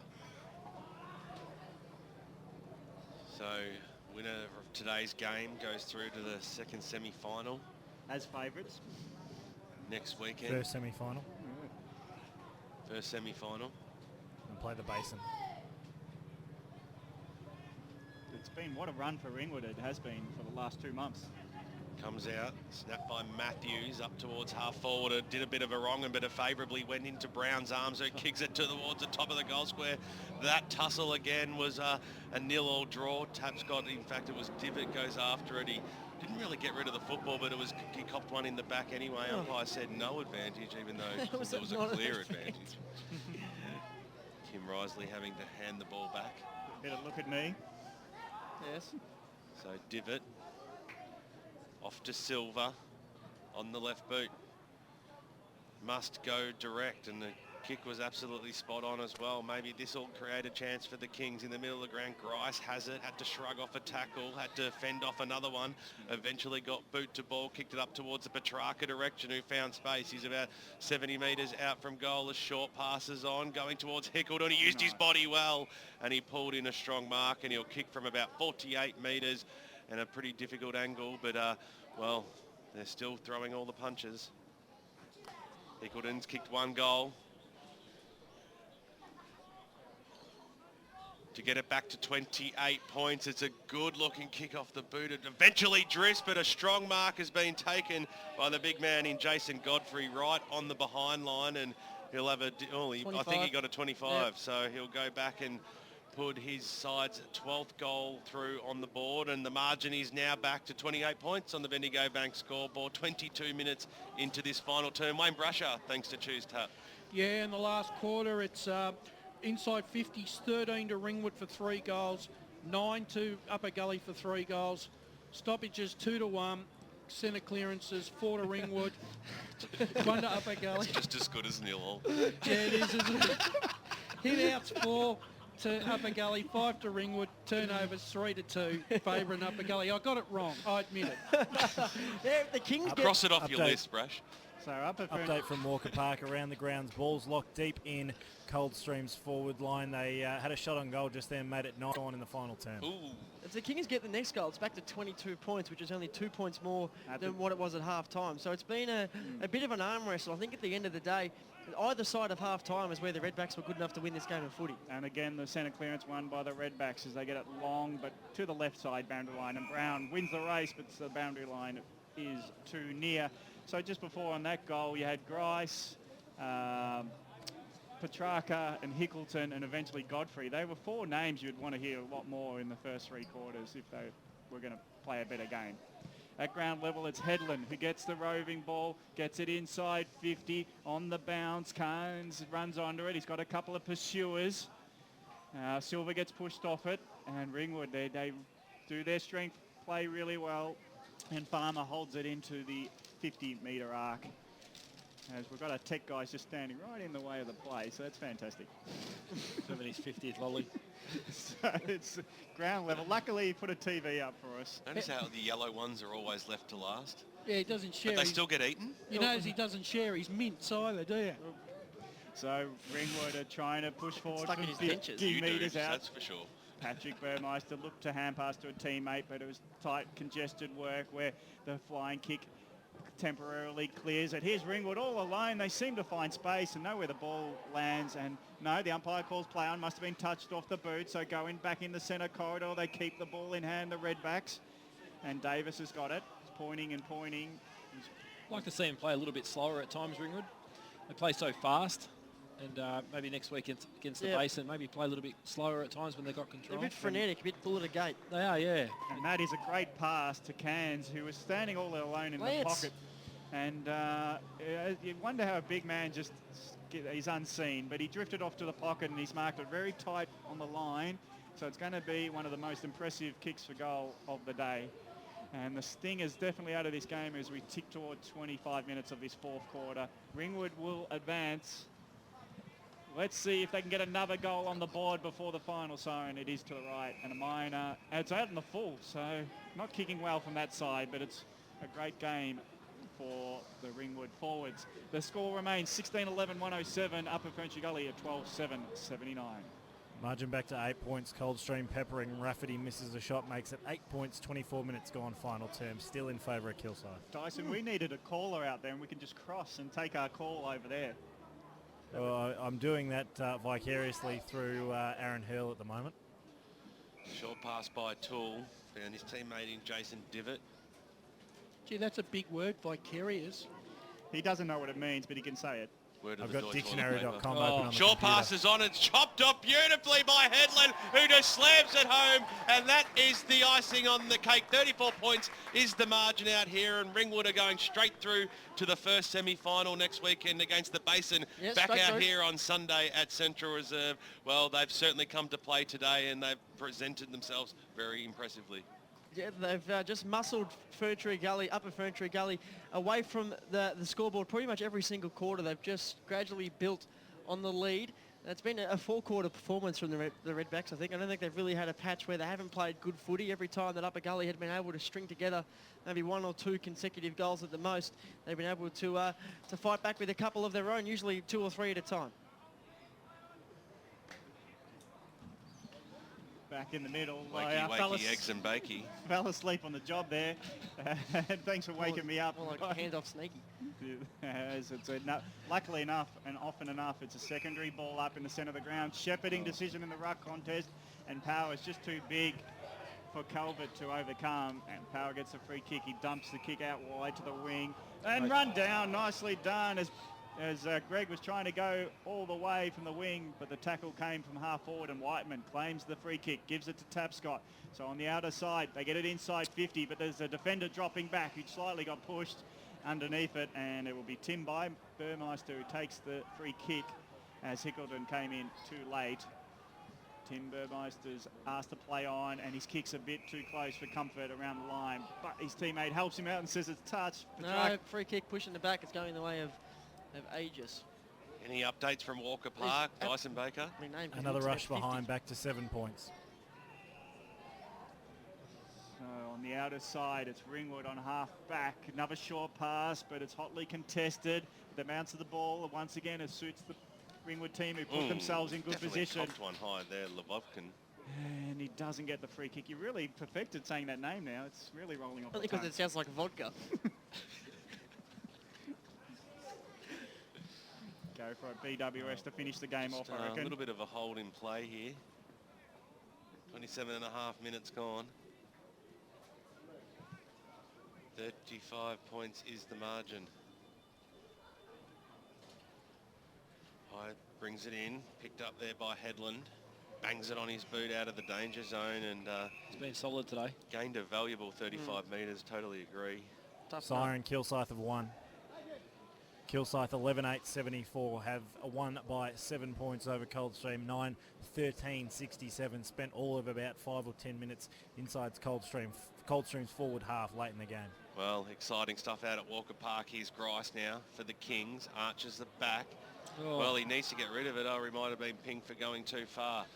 A grubber of a kick goes across the half-back line and didn't bounce favourably there for Divot. He might be able to go after it again here. All of a sudden, the numbers even up, and it'll be Ringwood going forward here through Blythe. On the left boot, goes inside forward 50, but Grice comes out and takes it on the chest. Is that a good second half? Yep. He has done a pair of work. He's injured, though. Switches it out wide to Tapscott. He's been on and off the ground all day, every 5 minutes. Yeah, definitely not fully fit. Goes to Risley in the middle. Drop what he probably should have taken there. Can't run. Linked up there with Tapscott. Back to Risley. This way, that way. Himself under a lot of pressure, but Luxor Fortune Hards was in. He's been one of their best. Space. Yeah, he's kicked a couple of goals as well. Hards drives the ball inside forward 50. Put it out in the front of the big man there in Godfrey. Over the top, picked up by Matthews. Back he goes there to Headland. In fact, it's Lang on the left boot. He drives it up towards the half-forward line. It was a solid kick as well. Divot goes after it, or created the shepherd in the end. Grice rack up another possession here. He's got Houston in the middle if he wants to go that way. Instead, he goes backwards and left, and it wasn't a good kick either. So he made his teammate there in Sylvan work pretty hard for it in the end. Switches it out wide to Tapscott, who can still see Houston in the middle. He's been free for the last few minutes. Picked up by Toole. He ducked into the tackle, and the umpire eventually gives the high one. I didn't think he was going to pay it there. Switches it over to Grice, who takes it. Toole's one of their most important midfielders as well, and I don't think he's had a lot of influence Watch this on kick. today. Oh, he handballs, thank goodness. Because his groin is playing up. He can hardly kick it straight, but he's got a teammate running in Whiteman. Jared Whiteman. From there is the siren. Ringwood would progress. Great victory. 17-11, 113, defeating Upper Ferntree Gully 12-7-79. They advance to play the Basin next week. Well done to the Ringwood Football Club. Major goal kickers first, BWS. The major goal kickers on the ground for the afternoon. There was plenty of them for the Redbacks. 3 goals each to Stephen Brown and Tim Burmeister, while 2 goals went to the full forward Trent Farmer, Nathan Cairns, Declan Hill and Daniel Jordanov. Multiple goal kicker, and the lone forward up there for the Kings today was Ryan Murray, who kicked 4 goals for the afternoon, taking his season total to 43, whilst 2 goals also to Bryce Hard-Seymour. Just mid-drink, thanks BWS. It was a hard-fought, that's the second time we've done that today, a hard-fought win by the Redbacks, certainly much deserved winners on the day. And I tell you what, I said it pre-game, the Basin are absolutely ripe for a picking next week. I mean, ripe to go out in straight sets, and if anyone's going to knock them off, it could possibly be this Ringwood Footy Club who are in super form. What do you think, Wayne Brasher? You did the stats. Stoppages 0-0, which is... Yeah, okay. You're gonna hang me for this. I can see it now. They're 2-1. It was most free-flowing game of football of all time. Not a stoppage to be seen.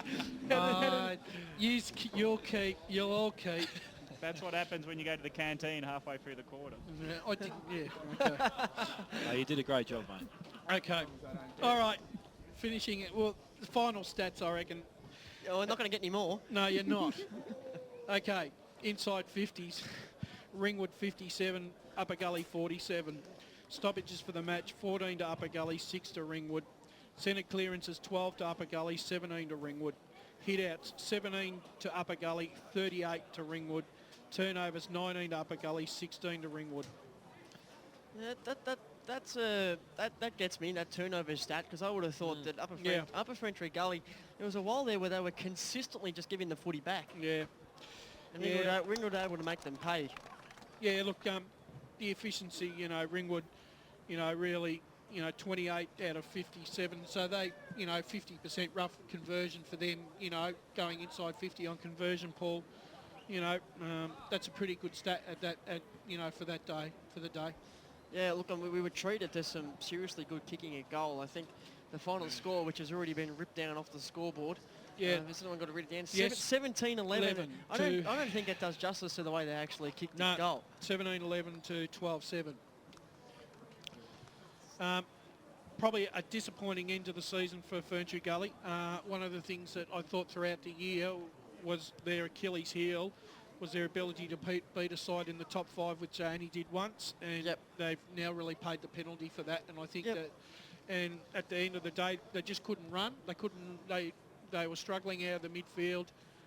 Their key players just were taken out of the game early by a far more accomplished Ringwood outfit. And they looked good at the start of the season. Upper FERNTREE Gully. But bigger fish to fry for them now because, not bigger fish, but a different sort of fish because their reserves were good enough to win the game this afternoon against the Templestowe reserve. So their reserves go through next week to play before the senior game. So that'll be something for the guys around the club to get involved with and have a look. You can hear their supporters. They've got some good supporters here today, and they'll be very proud of the boys as they walk into the room, and we're about to hear the song. Yeah, so hopefully we get some good range from our... We'll try. Boundary rider microphone down there. Still hear them coming through, so... Their foot kicking skills around the ground, they got jumped, Upper Gully with 5 goals in the first quarter, so they sort of got jumped a bit, and here we go. Their kicking skills were great. The Ringwood song.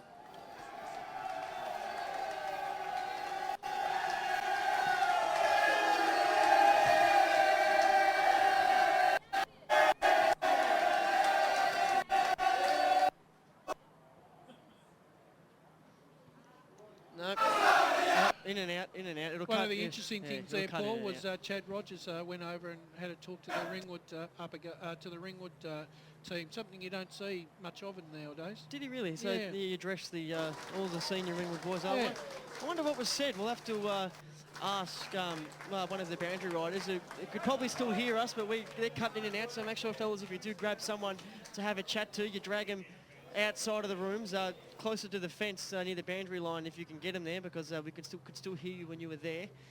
But what you were saying before, we're trying to get half of that song, Deno. Yeah, their foot skills, and it wasn't contested possessions where they were missing targets under pressure. They were, this was kicking over the man on the mark, trying to spot up targets further up the ground laterally and things like that.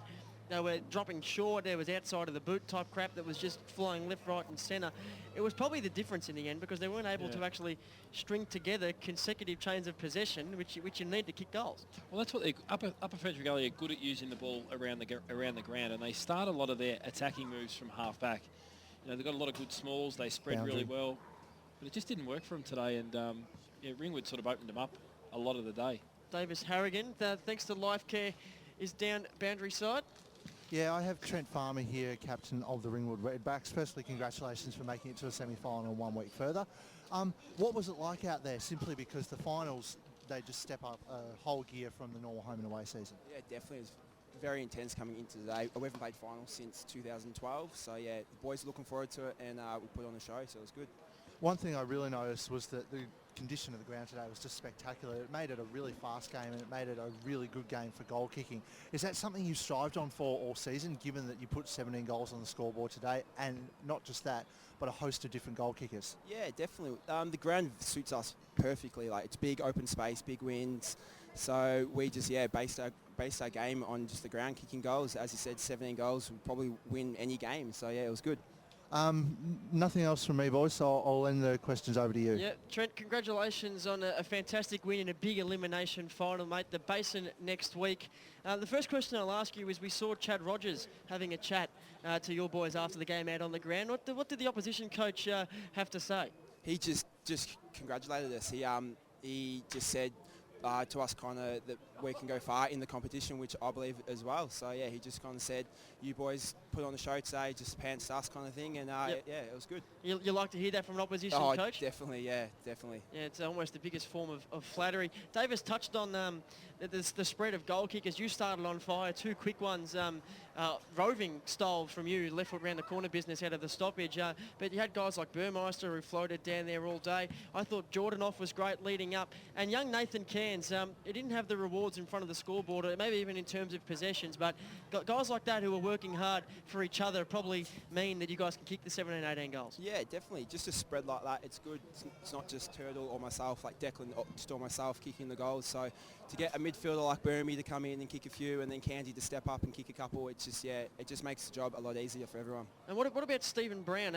Kicked 2 important goals in the third term. I might have even been the second term, but they were at a real pivotal time in the game. A real smooth mover and a good finisher as well. Young Brownie, yeah, he's a little cult figure, a young Brownie. I think it was 3rd, 4th maybe senior game, so he stepped up as well, and yeah, as you said, he kicked a couple, and it was good, just lightning, just gets the boys going. And Trent, what about the glove work from Gully? It was all over you for the whole game. Was that a battle you enjoyed? It was. Yeah, we've played him twice now, so this is the 3rd time now. I mean, him go head to head every time, so it's good. It's a good little battle. We go at each other during the game, but then we can share a beer after the game and just talk about it. So yeah, it's good fun. You're not going to concede anything today, but you missed a game last week. How's the niggles? How are you feeling? I'm feeling good, feeling fresh, so ready to go next week. Did miss a game last week, but that was just a bit of a rest up, get the body right for finals, and as you saw today, it was good. Trent, it's Dean Burnell. Lee Odermatt sends his best, says thanks very much for having the week off last week. Yeah, I'm good mates with Oders, so yeah. Oder's good mates with everyone. Yeah, good on him for pipping that, but yeah, we're in finals, so that's kind of the only mission at the moment. Yeah, he'll be listening, so yeah, good slap to him. He'll like it. I'll take my premiership medal up to South Bragrave in a couple of weeks. Well, you're always welcome to come up and sit at full forward. I'm sure he'd move up the ground. Yeah. Trent, did you get down and have a look at the Basin go about their business, and Templestowe to see who you would be playing if you were able to get up today? I did get down and see a bit of it, but our twos were playing before, so just saw them and just had a bit of a look around and saw like the players and stuff. But yeah, you don't really take much out of games like that, so I will take all them in. So I've got people laughing at me in the background. I will recess during the week and just go from there. All right, Trent, thanks for chatting to us, mate. Best of luck next week. Get in there and have a shower and a beer. Thanks, Mose. Trent Farmer, the skipper of the Ringwood Footy Club, the only player outside Division 1 and 2 to sneak into Frosty Baird's first ever top 50 2 or 3 years ago. He's a class act and he can win games of footy by himself. It was good today that he didn't have to be the number 1 man, and even though they kicked the ball to him a lot, the spread of goals was fantastic. So, but look, you go through all their players, you go through their list, and they were very even today. And it's probably caught Upper FERNTREE Gully off guard that they thought, could Ringwood be one-dimensional in their farmer? But maybe that last week where they got used to kicking it to guys like Hill, Jordanoff, Burmeister and Cairns, they go, hang on, it's not about farmer. And we'll expose teams if they think it is. Well, I think it's more the style that they play. And look, I was really impressed with how they moved the footy today. And, they opened up a gully up pretty easily. And once they got on a bit of a roll, they controlled the ball, quite comfortably. And I've said it 3 or 4 times during the call that, from the fullback kick-ins, they transferred the ball the whole way down the ground, untouched. Yeah, we keep harping on it, but that's the sort of foot skills that, they wouldn't look out of place in a game of Division 1 footy. I mean, hitting targets like that, lace out, smarter options and teammates leading into space. Maybe last week we did see how good they can be. They knocked off Mitcham without Trent Farmer. I mean, if you wouldn't have thought that would be possible. But maybe that's just the way Patrick Bowden's got them playing. They're a good, close-knit group. Like I've said, based on the ripe for the picking, you've only got to get through to a grand final to be half a chance. Well, what can the Basin do? Boys, I got Patrick Bowden down here. Cross down boundary side again. Thanks to LifeCare, the boys have grabbed the coach of the Ringwood Footy Club, Patrick Bowden. Yeah, I'm here with, as you say, Patrick Bowden. First of all, congratulations on a really great win. What was the aspect you were most happy with today? I think just the fact that we had 22 blokes playing well. We didn't carry anyone. They all set themselves a goal to play as a team and attack, and they did that, and I'm very pleased. In terms of going forward in the finals, is there any areas of improvement you think you should be looking at? Yeah, I think our skill, we made a lot of skill errors, certainly midway through the game. We need to hit those targets more often. I think going forward we were a little bit one-dimensional. We need to build on that and get a few more boys who are a bit more dynamic when the ball hits the ground. So we'll see how we go there. Patrick? The game was a game that needed to be won in the midfield, and your boys really stood up to that today. Yeah, my midfield are great. They work really, really hard. I don't know how many Ks they do. We don't have the technology to cover that, but I can't believe how hard they work to work to the outside, to run, and then more than that, just to tackle. When the opposition get the ball out, our tackle pressure is immense, and it's turning the ball back our way and giving us opportunities. Nice to come out to Central Reserve as well, big open spaces, which really seems to suit you guys, and you'll be back out here next Sunday again, so that's something that's good to have in your favour. Yeah, look, our oval's about this size. Haven't got the exact measurements, but it's about this size, and we enjoy getting out in the open spaces. It suits us. We're a young team, and the boys really enjoy working hard. So the more we've got. Your team got on the front foot and forced them to react to everything you did. Absolutely. Look, with a young team, you have to go forward. You can't hold back and wait for things to open up for you. You have to make your opportunities and take your chances, and these guys certainly did that. They've been doing it for a long time now, so they're used to it, and they're getting better at it every week. Yeah, just Patrick and Dean Burnell, I'm just curious as to if you've got another style that you can play. Like, you play really fast. The boys just get it and go, which is fantastic. But a few times it got you caught out, especially early in the first quarter. Ball got turned over a few times, and your guys sort of run forward of the footy a little bit and then got caught on the rebound. But, you played a great style that second half, and, the second half of the second quarter in particular was fantastic, the way you controlled the ball, and basically Upper Gully couldn't get it off you, and it was great. So you want to know if we can play another style? If you can play a slower style at times. What do we want to do that for? Well, I think you'll find next week with the base, and they're a pretty experienced side, and I think that they've got quality across the board, as Upper Gully have. Just that fast movement. Plan B. Plan B. Yeah. Just in case. No, I don't think so. Okay. Not necessary.